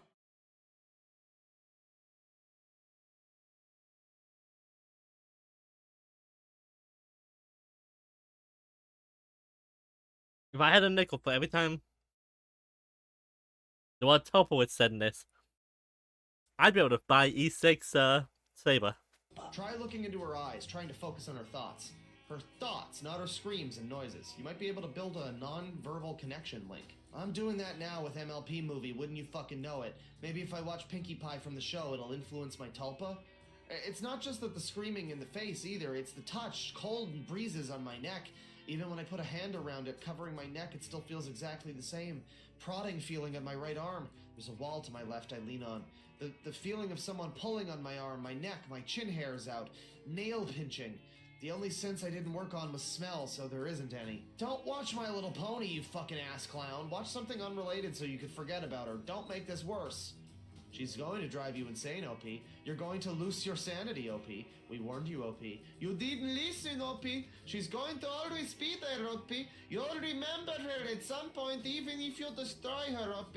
She's a part of you now, OP. So she doesn't smell like rotten shit? You should try imagining that, just for fun. Did you try rape? See if you can make her shut up by shoving your manwood in her mouth. No, I won't. It's still just a hallucination, and Jesus. Jesus.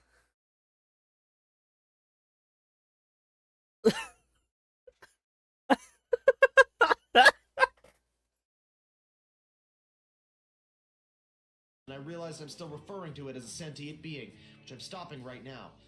Fuck's sake, why would she do this? 20-ish hours on my personality. How could it turn out just as a fucking screaming banshee? Could it be anything to do with my medication? Typical. Fluoxetine? Somebody points out, fluoxetine. You're already dealing with invasive thoughts before creating a tulpa, OP? Wow, that does not seem like a good idea at all. OP, there's only one thing that can stop something as horrifying as that. Put on some Marvin Gaye or Barry White, put one hand on her mane and gently pet her, and take your other hand and give her belly rubs. Everybody loves belly rubs. Whisper sweet things into her ear, then stick it in her pooper. Fluoxetine. This one... And stick it in her poop.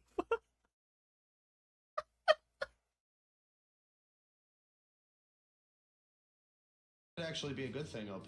She could be a manifestation of your depression and anxiety. This could be a chance for you to cast away those problems for good. All you need to do is figure out a way to tell a deaf tulpa to go away. Why is Pinkie Pie always associated with all the creepy shit? Never made one, but if you plug your ears, will you still hear it?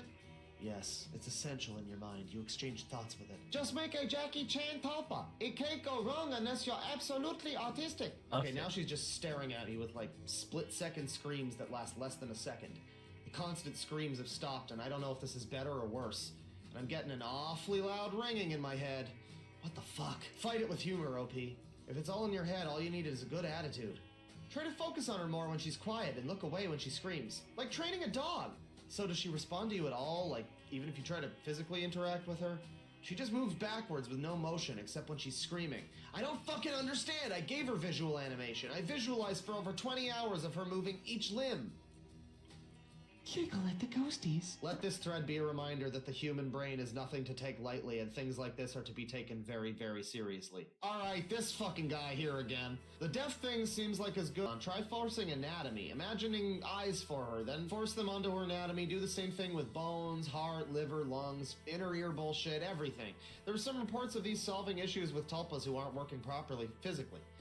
Did this shit just start up after imposition, or does she seem actively malicious? Is she just crazy annoying unintentionally? Does she talk to you non-verbally at any point during creation of this, up to now? I'm giving you the benefit of the doubt on being full of shit because this situation is extremely interesting if it's real. Try establishing something that's not based on sound. Tactile sensation means you can interact with it if it can interact with you. Calm it, pet it. Let it know that even if it can't see you or hear you, that there's a positive presence in the world that wants to show it love. Most important thing to do is not panic. Fear feeds on itself, and the more you associate it with bad sensations, the worse it will get. It's a bad catch-22. Okay. I'm done eating, so we'll come back to this later. We'll watch that next week. We'll finish it. I'll laugh at it. I'm gonna take my plate to the other room, then we'll continue eating.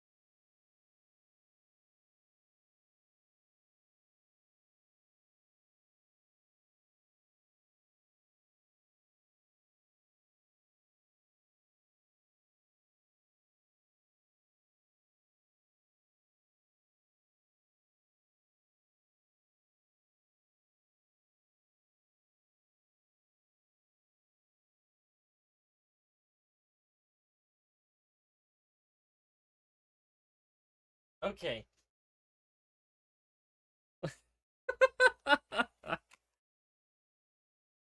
We go from Tulpas to Readable PIK. Okay. Let me get the music on. Tell me, I need my music if I'm gonna read this.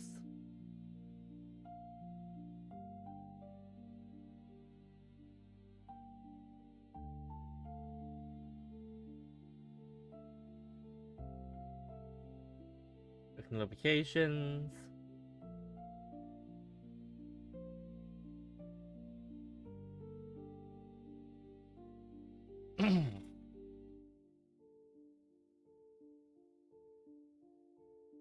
Actually, I'm not going to be able to finish this today because it's too long. So instead,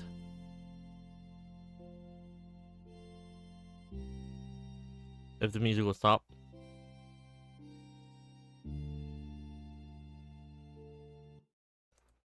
So instead, we're gonna pick a longer video from my stash. Actually, no, we'll just finish the Tulpa one. And that'll be the end of the stream. No, I think the Tulpa one will be better if I watch it while playing something, so we're not gonna do that.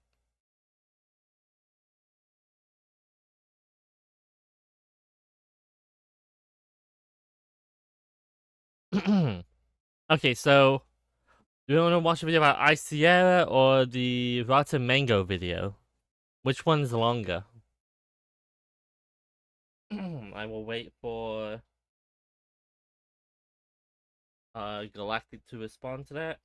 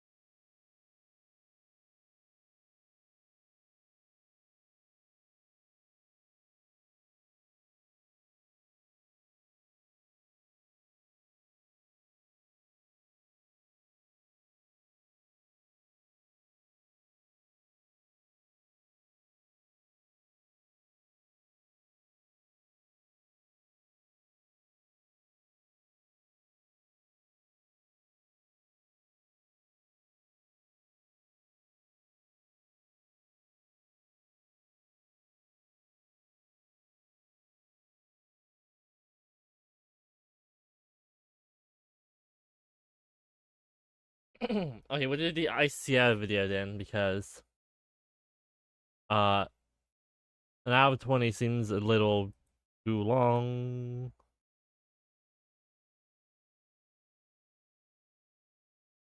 for this.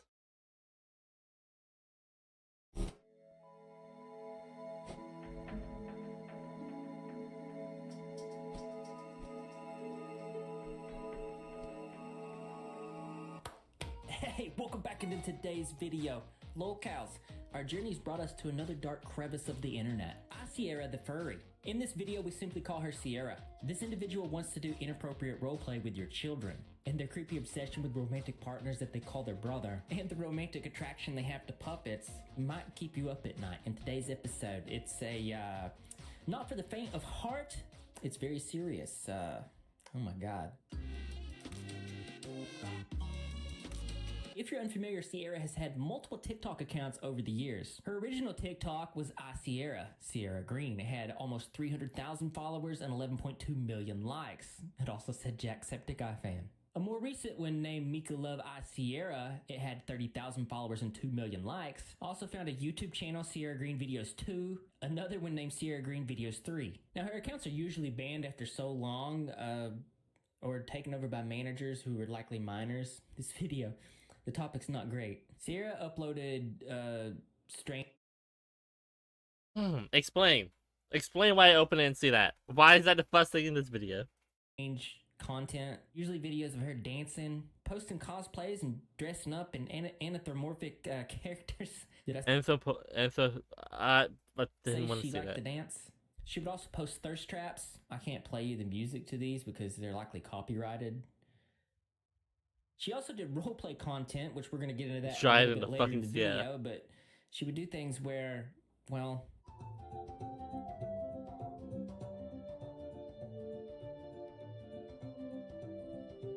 Sierra also has a fascination and romantic interest in inanimate objects like puppets.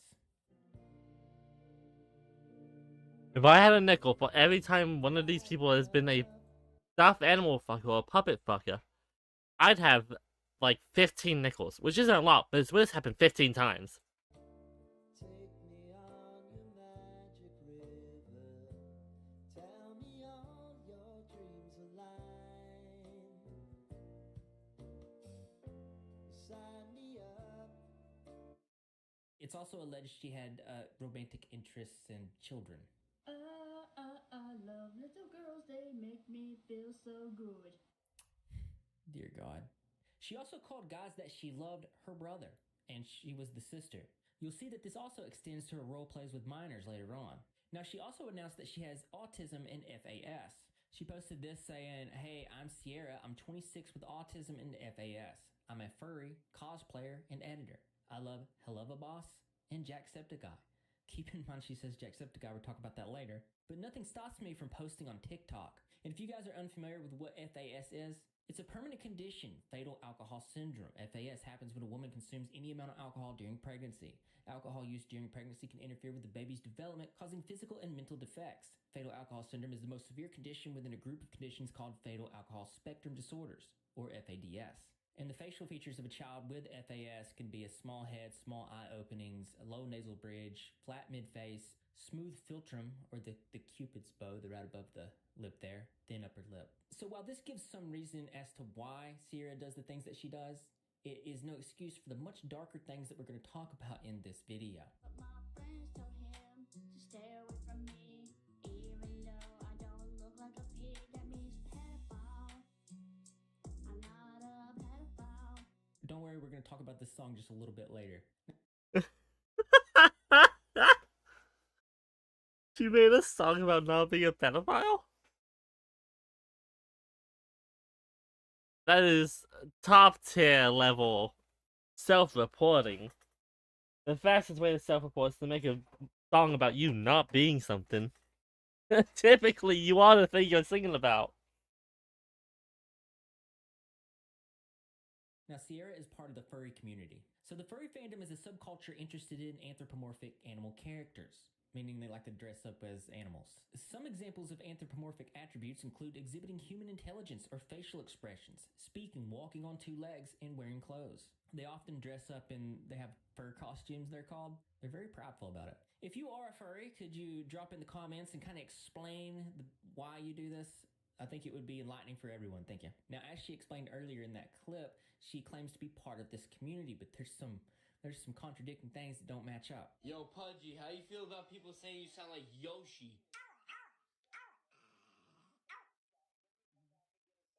I just wanted to show you that. I'm sorry. Okay. You know what? I did the same. I can't blame him. I did the same.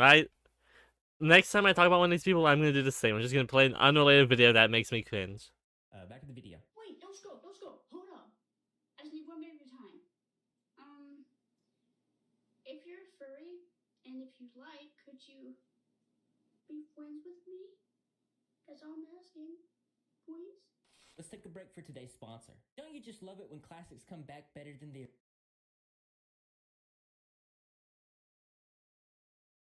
again to Raycon first to be as involved as they can No be, because sponsors. it's the type of entertainment that they can be a part of. The same thing with Topiachu, Nova Online, even Ashley Trevino. These types of things are like that with these types of communities. So they wanted to buy these ears.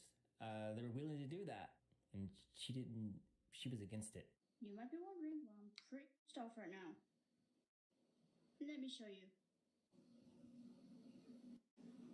Yeah. When I say my ears aren't for sale, I didn't mean just go and make your own ears. Guys, you're stealing my design. Stop it. Like, what is wrong with you? You cannot steal no one else's ears that they made.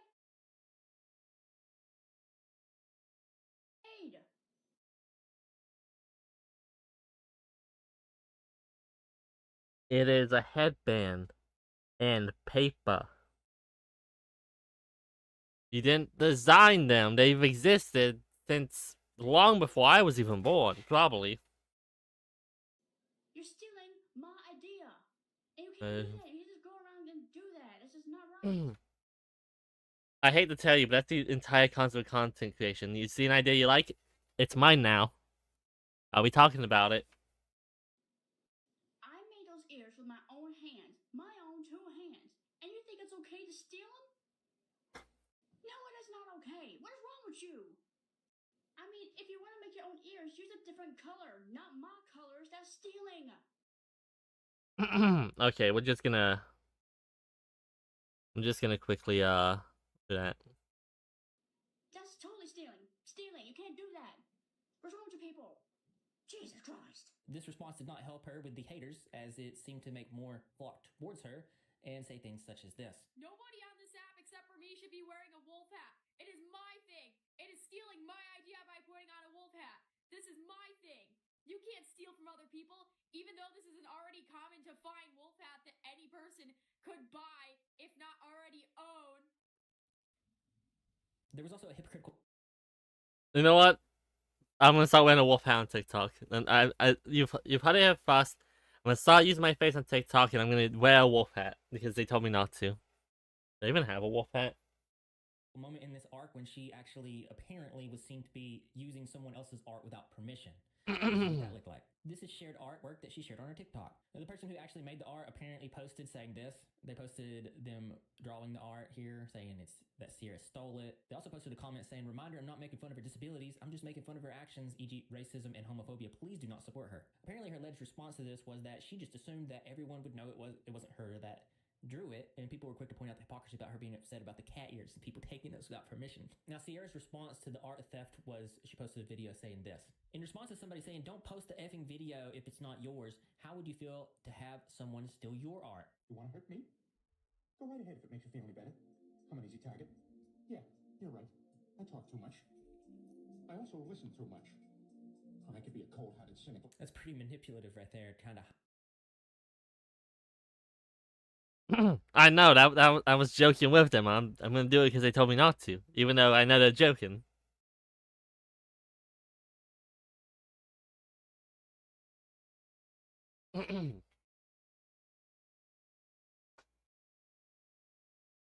You know what, guys? Only I can make picture videos about HSR now. It's my thing. Everybody else is stealing it. Only I can do it. hide behind disability and saying that people are bullying her and calling her out for doing something that she's not supposed to be doing. So that did not help people to like her more. Worse was when she started getting political about her views about the community that she was in. I don't support LGBTQ because it's wrong and very weird. Seeing people with all those flags hanging on the wall, gay, trans, whatever, it's just not right, dude. Everybody needs to be equal. Everyone needs to be in their own way. I was born straight and I am proud to be straight. These people just choose to be who they really want to be. They're not born that way. They can't be born that way. No, I do want to say that she said that she was born straight, but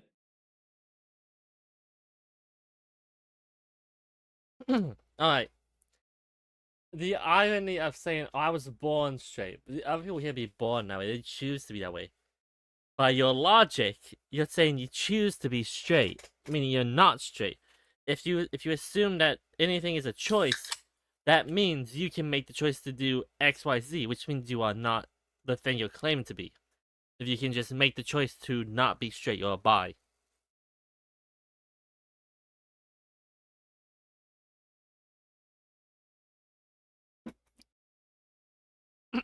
So logically, by these people's logic, either everybody's bi, or people are born straight, gay, bi, whatever. Obviously it's the latter, but they're stupid, so they're gonna say it's the former. Because they choose. But then I found another clip where she contradicts and says that she was once actually gay. I will retire with the crown. Yes. No, I'm not lucky, I'm blessed. Yes. Clap for the heavyweight champ. Me. But I couldn't do it all alone. It was contradicting because she identified as a piece of this spectrum, posting things such as a pride. So obviously this didn't help her situation and more people flocked to hate on her. And the next situation didn't help either, where she was mouthing the N-word during songs, purposely, multiple times, no apologies. Now, anecdotal accounts claim that she did this quite a bit, this singing and mouthing of the N-word. And in the community that she was a part of, this is a big no-no. She eventually did capitulate and apologize in this circumstance, but nothing quite like the LGBT. Capitulate is what I haven't had in a while. This whole LGBTQ thing started when I lost my best friend that I had a long time ago before TikTok was created. For the ones who didn't know the story, he left me because I told the truth about it. And yeah, I was pretty wrong about that. And now you guys are starting this crap again? For real? Why? When I speak the truth, that's on period. You guys need to respect people who don't support. When I speak the truth, I speak the truth. That's on period. I don't have the energy. It's just funny, I don't have the energy. Honestly, you shouldn't hate on a disabled woman, okay? I choose what I want to choose. Just because I don't support LGBTQ does not mean you have to hate on me for it. Seriously, I don't get it. I said what I said and it is done. Period. In another remarkable display of self-awareness, she used her disability as a shield, which is very interesting, actually. This says, yeah, nobody chooses to be gay. You were born that way, to which she says, no, you're not. So out of this situation, she lost a friend or a romantic interest that she called Ryan, or the colloquial term, brother Ryan in this case. She ended up saying that this is what happened. Okay, story time. So, back in 2016, I have met a guy named Ryan. He was a sweet, kind gentleman. He seemed to like me a lot. Yeah, like really like me. I met him way back before TikTok even exists. Me and him got a good time together. Until one day, something bad really happened that I didn't mean to do. So I was going live streaming, and then the person asked me if I didn't really support LGBTQ people. And then, said yes. And now everyone was starting to go mad crazy over it. After the live stream, I decided to make a video about why I don't support LGBTQ. Ah, so I'm Slay. So he could help me out, not to avoid me.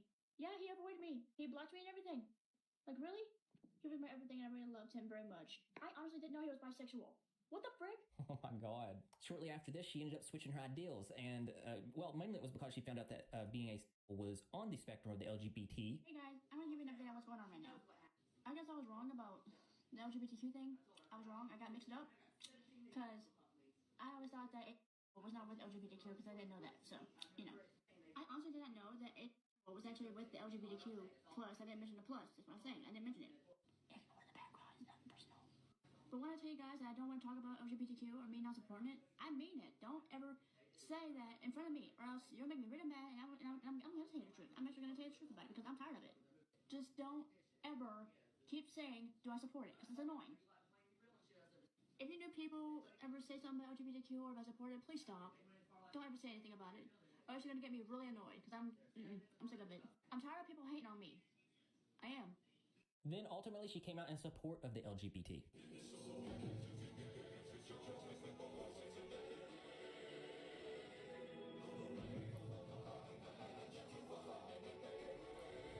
So the song, which I don't know. Guys, I realize all gay people want weird, so I what? Decided? So I decided. I'm gonna decide myself in a second. If it's going to make it to you. I don't know if it's copyrighted, but it's this is I don't even quite know the words. You can let me know in the comment section. But she says, guys, I just realized not all gay people are weird, so I decided to support it from now on. And no, I'm not lying. I'm glad she's not lying. Okay then, but the damage was done, and I don't think there was any coming back from this. The locale crowd had gathered.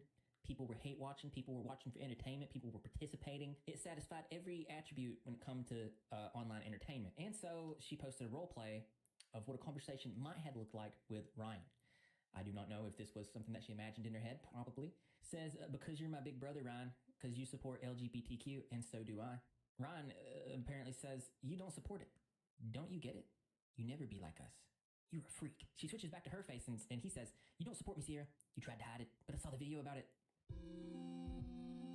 Bless her heart. Okay, but that didn't work. Ryan I need mental help after watching this already. and decided to do ritual duets to try to force Ryan to return. Look like this. This says, brother Ryan, I need you wherever you are. I hope you see this. And no, I still love you so much. This one says, bro, I want you back. I didn't mean to upset you. I still love you, Ryan. Apparently, these went on for weeks. A similar situation unfolded with another brother, Sam. In response to somebody saying, what happened between Sierra and you? I'm just curious. Tell you, but it's gonna be one heck of a train ride, so here we go. So 2 years ago, I found this person, Sierra, on TikTok on the For You page, and so I joined her live stream. And I noticed she was a little bit sad considering the fact that her old internet brother, Ryan, blocked her because she didn't support LGBTQ, which I was unaware of at the time because I didn't know that was the reason that he blocked her. So then I decided to step in and propose to be her new internet brother. Little did I know that was a mistake. Because ever since she accepted me as her internet brother, she has done nothing but ping me nonstop, almost daily to weekly to monthly, for 2 years. So I kindly asked her to stop pinging me so much. And she would always bring up a bunch of excuses, like how much she wants to express her love and saying their disability was a problem, even though it wasn't. To basically make a long story short, I want to move on from this, but she still doesn't. So needless to say, Sierra's obsession seemed very intense. Very intense, but nothing quite like the alleged boyfriend, Greg. But before we talk about that, if you've enjoyed the video so far, please consider smashing that subscribe button and help us reach our next You had him if you liked me not talking while he talked about this stupid shit. Subscribe. As if this is gonna make it to a video. We're getting real close to 350,000. So if you guys want to help and you enjoy it, you want to see more content like this where we're going over the dark crevices of the internet or calling out individuals with really bad logic, I'll be here. No, you don't have to. Can if you want to. The subscribe button's there. So that's Greg right here. Greg runs a TikTok channel called Mitterman the Puppet Man with 49,000 followers, 312 points. Mitterman the Puppet Man. About puppeteering, and he's also on the spectrum. The crown jewels of England, ensuring that my name goes down in history as greatest thief of all time. I mean our names, right, Sully? Let's go. Yeah, sure, step aside, kid, run it. This guy's just a naturally happy type of guy. I want to watch my show! No! Greg has a puppet named Stan. This is Stan. Might be going away. And as we know, Sierra has a fascination and romantic interest in puppets, and she took a special interest in Stan, stating this. I wanna dance with somebody. Of course I love him. He's the cutest puppet in the world. Somebody who loves me. Yes, I love him too. I'm his favorite, and he's my favorite. Users did let Sierra know that puppets are not real, but this only upset her further. Gregor Shadow, part 2. So you guys have noticed that I've been doing it with a puppet named Stan? Well, guess what? That is my... that's my secret lover. Hey, what can I say? That puppet is cute. He's not just a puppet.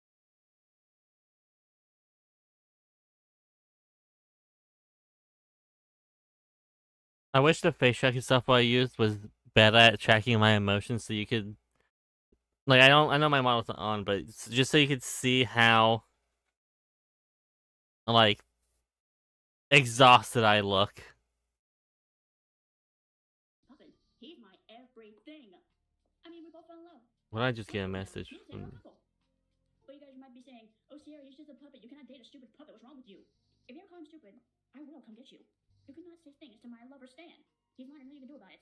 Stan, if you're watching this, I hope you understand how much I need you and how much I love you. You are the world to me. Without you, I don't know what I would do. I hope we can do more duets together, you and me. You and me make a great couple. My sweetheart. Everyone else, leave him alone. Now, it's probably plausible that the questions Sierra was answering were probably made up by herself. I don't know if anybody was really asking these things, but it's interesting. When someone asked her if she liked Greg, she says this, and Greg's the one behind the puppet of Stan. No, there's no way. I mean, Stan's my crush. But I don't know about Greg right now. He's just my best friend who I love so much. There's no way I can't be in love with him. I mean, I already have a boyfriend. I can't be in love with my friend. My best friend. Please, don't. I'm dead, aren't I? And obviously, this very bizarre and intense behavior from Sierra put a lot of eyes on Greg. But I don't think anybody's really touched on how deep this obsession was. Well, we already know how obsessive she can be, given the rituals of Ryan and the, what Sam said. But poor Greg.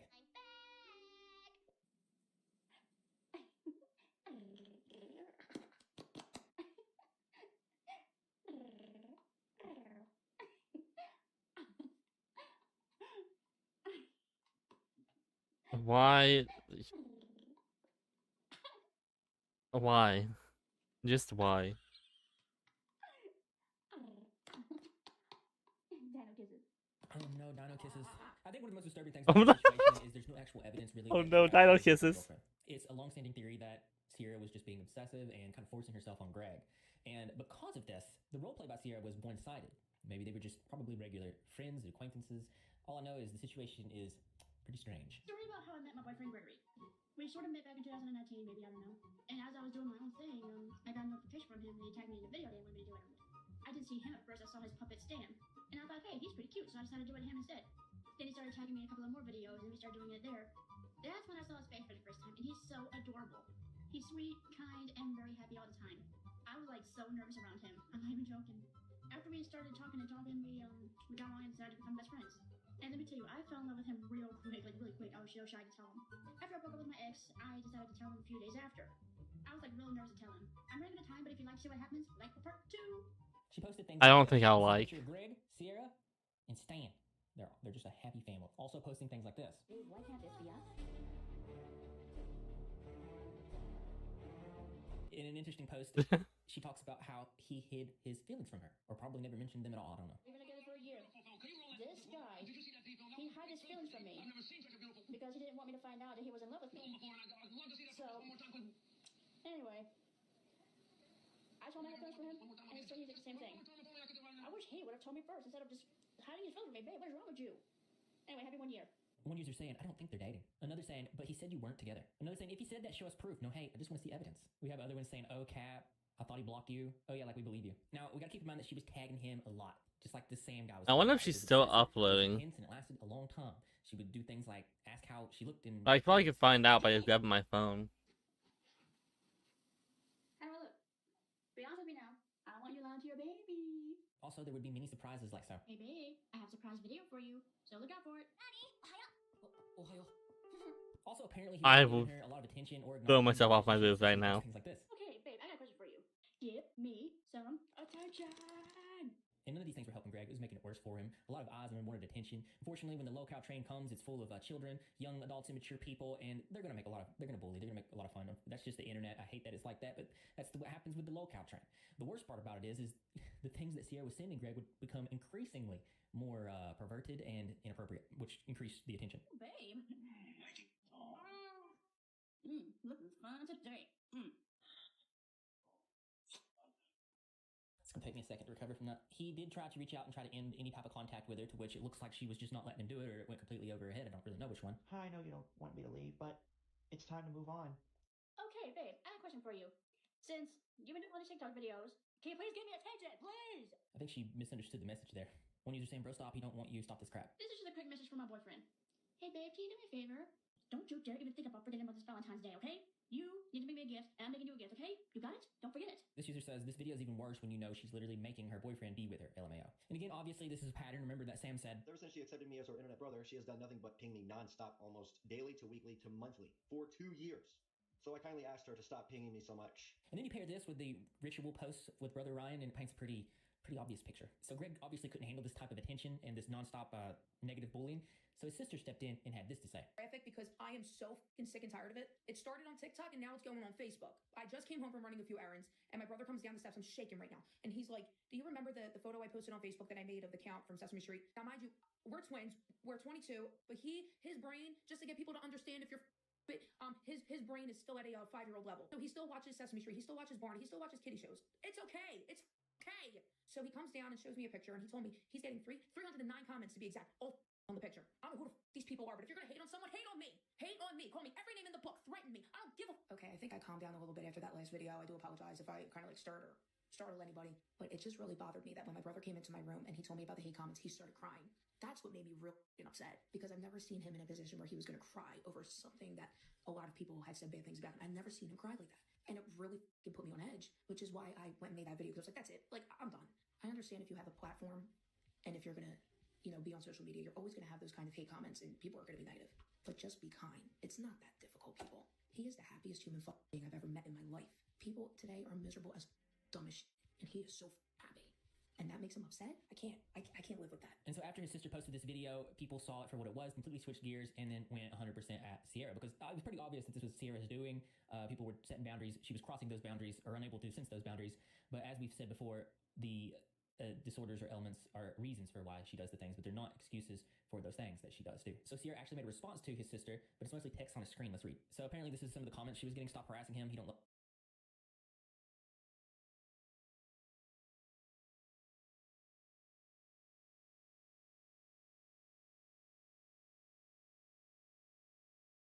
Love you, leave him alone, he's not your brother. And this is her responding saying, he may not be my brother, but I love him anyway. I was there for him. I did everything for him because I care. Okay. I wanted to be there for him. I made a promise that I would stay with him forever. I wonder if she let him know about this promise. I know I annoyed him a bit too much, but deep down, I was a true friend to him, and I miss him. You guys can hate me all you want. He may not be with me, but he's in my heart forever. What's really interesting is the words that she's saying here mirror some things she said to her other brothers in the past and her obsessive tendencies, but even more disgusting is it mirrors some of the things that she says to children, which we're about to go over, some of these disgusting things. It sounds like a dog toy. But actually, this is a sonorous war cry of a very angry frog. So we learned this later on, but Sierra has a tendency to make minors in her Discord server the managers for her accounts. Obviously, this is not good for her and unfolded in this situation. This was posted on her TikTok. Updates for the iSierra TikTok account from former account manager. Hi all, I just wanted to come on here and let you know that Sierra has been locked out of the account and will no longer have access to the TikTok due to recent alleged situations. A few people have reached out to me and have given me reliable proof that Sierra has been interacting with minors despite having an 18+ account. While we are still investigating these messages, it's 100% confirmed that she has interacted with minors in an inappropriate manner. All investigations regarding the situation will be handled privately. Screenshots will not be shared on here due to the sake of protecting those who have been affected by her. I've been asked to keep those screenshots private and will respect their wishes by continuing to deal with this situation privately. I am incredibly frustrated and disgusted with Sierra's actions, and I will not continue to let her use this account. She does not deserve this platform. If she does make another account on TikTok, it wasn't under anyone's supervision. Do not follow it. Please continue to exercise internet safety and always report anything that looks suspicious. Thank you for reading, former account manager. So this builds up to a call out before a truth video came out on a YouTube channel that we're about to get into. Okay, well, but to the worst stuff I already knew about. Like, you can't make videos about this stuff without hearing about it. There's a good chance that most of the big ones I've heard about before. And ICO is one of the big ones. I don't know the, like, details of it. I know there's allegations towards her, though.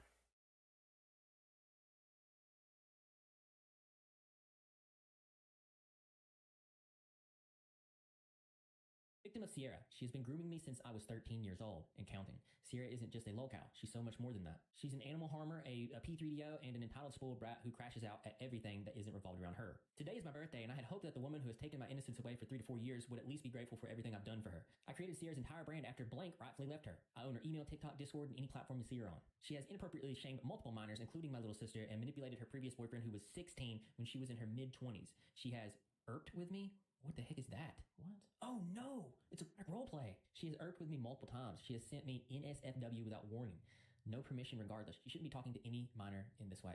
For real. This brings us into this video here made by a YouTube channel named Luca called iSierra the Furry, The Truth. It was posted this year, June 8th, 2025. Says, we ask that you please help spread awareness with this video and put an end to everything. So it turns out this is 2 children. They're currently 16 years old, and they started conversations with Sierra when they were both around 13 years old.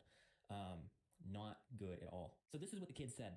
She would specifically ask for me to roleplay a love interest of hers, usually a fictional or real person she's obsessed with. We were influenceable children with a lot of personal issues, and Sierra promised to be an alter figure to us and give us affection we thought we couldn't receive elsewhere. Like children tend to do, we made a lot of stupid decisions, which she took advantage of to use both of us for her personal needs. Let's actually read over these role plays.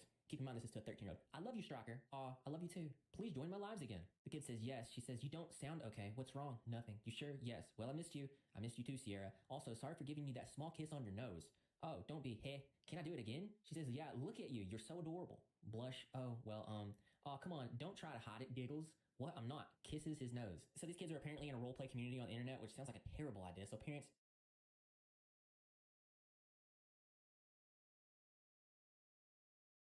I'm so fucking tired. I have no... That's all I have to say is I'm so fucking tired.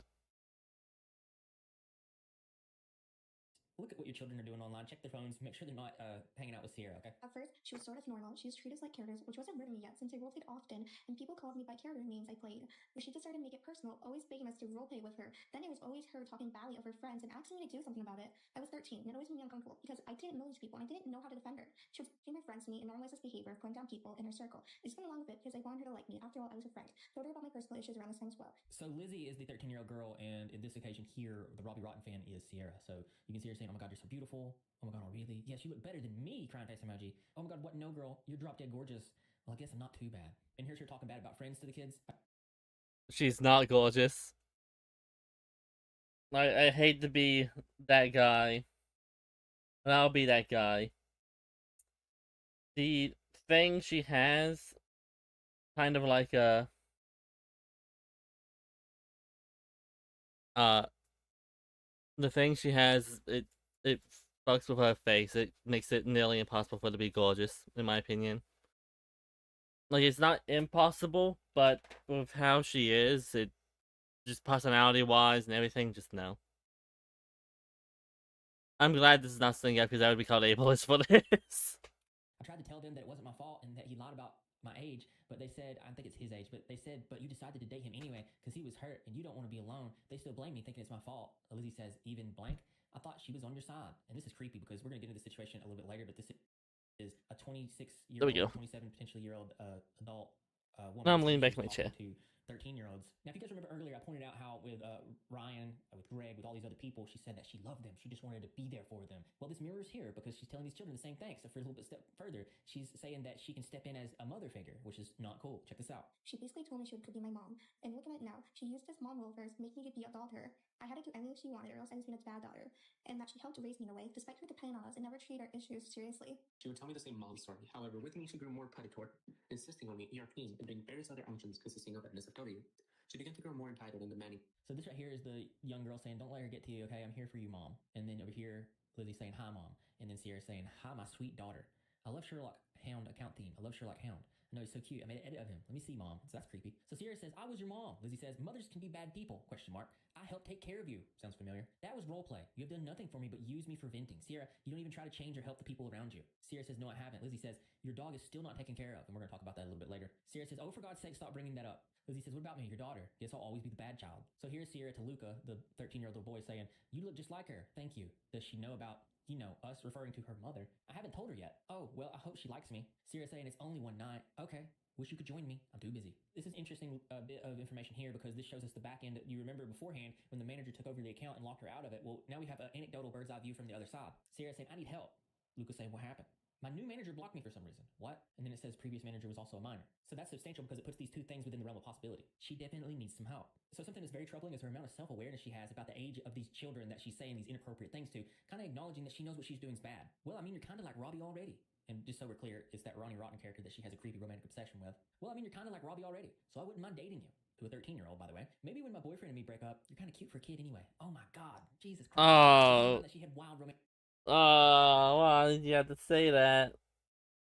Out of everything you could have said, why'd you say that? That's so weird. That's arguably the worst thing you could say. Oh god, why? Just why? That's all I have to ask is why. Romantic feelings for this fictional character, Robbie Rotten, to which she would get this kid to roleplay, erotic roleplays, or whatever they called it, inappropriate things. Oh man, it's disgusting. Also keeping in mind that her alleged relationship with Greg started with her being in love with a puppet. She was alleged to go on and call this child her boyfriend. Even began referring to me as her boyfriend to other people and complimenting my physical appearance and voice. This was very new to me since I hadn't received attention like that before, so I didn't question it much. She was the adult in this situation. Even if we continue to go along with her, she should know better than to be talking to any minor this one. So eventually Luca and Elizabeth stopped talking to her because they realized, this is probably not a good thing, and she was secretly recorded in the Discord, and it's kind of weird because she is talking very different. You're gonna regret it. What? What? You're gonna regret it ever doing that. What are you gonna do to them? Nothing. I'm saying you're gonna regret it. It'll come rolling right back to me. Didn't you like roleplay with them? It was for fun. It sounds like she's collectively using roleplay as a shield, similar to how she was using her autism as a shield for the things that she's doing. And obviously, that is a way to deflect criticism, but an obvious way that is not one that works. You shouldn't hate on a disabled woman, okay? This hiding behind roleplays ties into her creepy obsession with fictional characters and the YouTuber Jacksepticeye. She had multiple videos of Jack where they were inappropriate. This one where she was romantic shipping with fictional characters. Rapunzel is Jack's daughter. And this one with some suggestive music between her and Jack.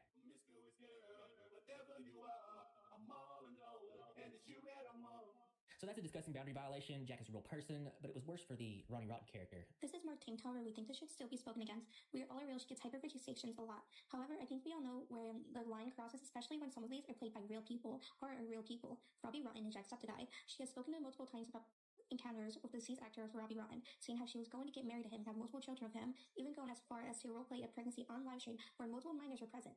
Most moderators for her streams are minors. And here's just a creepy random question to a minor. I got a question for everybody you like about me. I think you're funny. I can be pretty funny. Oh, dear God, it's worse than I thought. It's hard to even say this, but she did inappropriate role plays of 8-year-olds, real ones that, well, there was a Ronnie Rotten thing where some 8-year-olds were doing a show, and she took the pictures and turned them into an inappropriate role play. She had found a TikTok where two cosplayers are cosplaying Robbie Rotten and Stephanie. She then proceeded to roleplay her finding Robbie cheating on her and began to use real photos from the show or behind the scenes from the show with the two actors saying that they had done gross things. Using real photos of the actors together is weird by itself, but it's even weirder considering the real actress would have been around the age of 8 years old and turning completely innocent photos into accusation and conviction, implying of we can see she's aware of what she's doing by calling out Robbie as a pedophile. Oh my God, Jesus Christ. So this Discord's probably not a safe place for your children to be. Make sure they're not in there. But it's crazy, but the children start actually calling her out for doing this type of inappropriate role play. Sierra saying, I'm having a panic attack.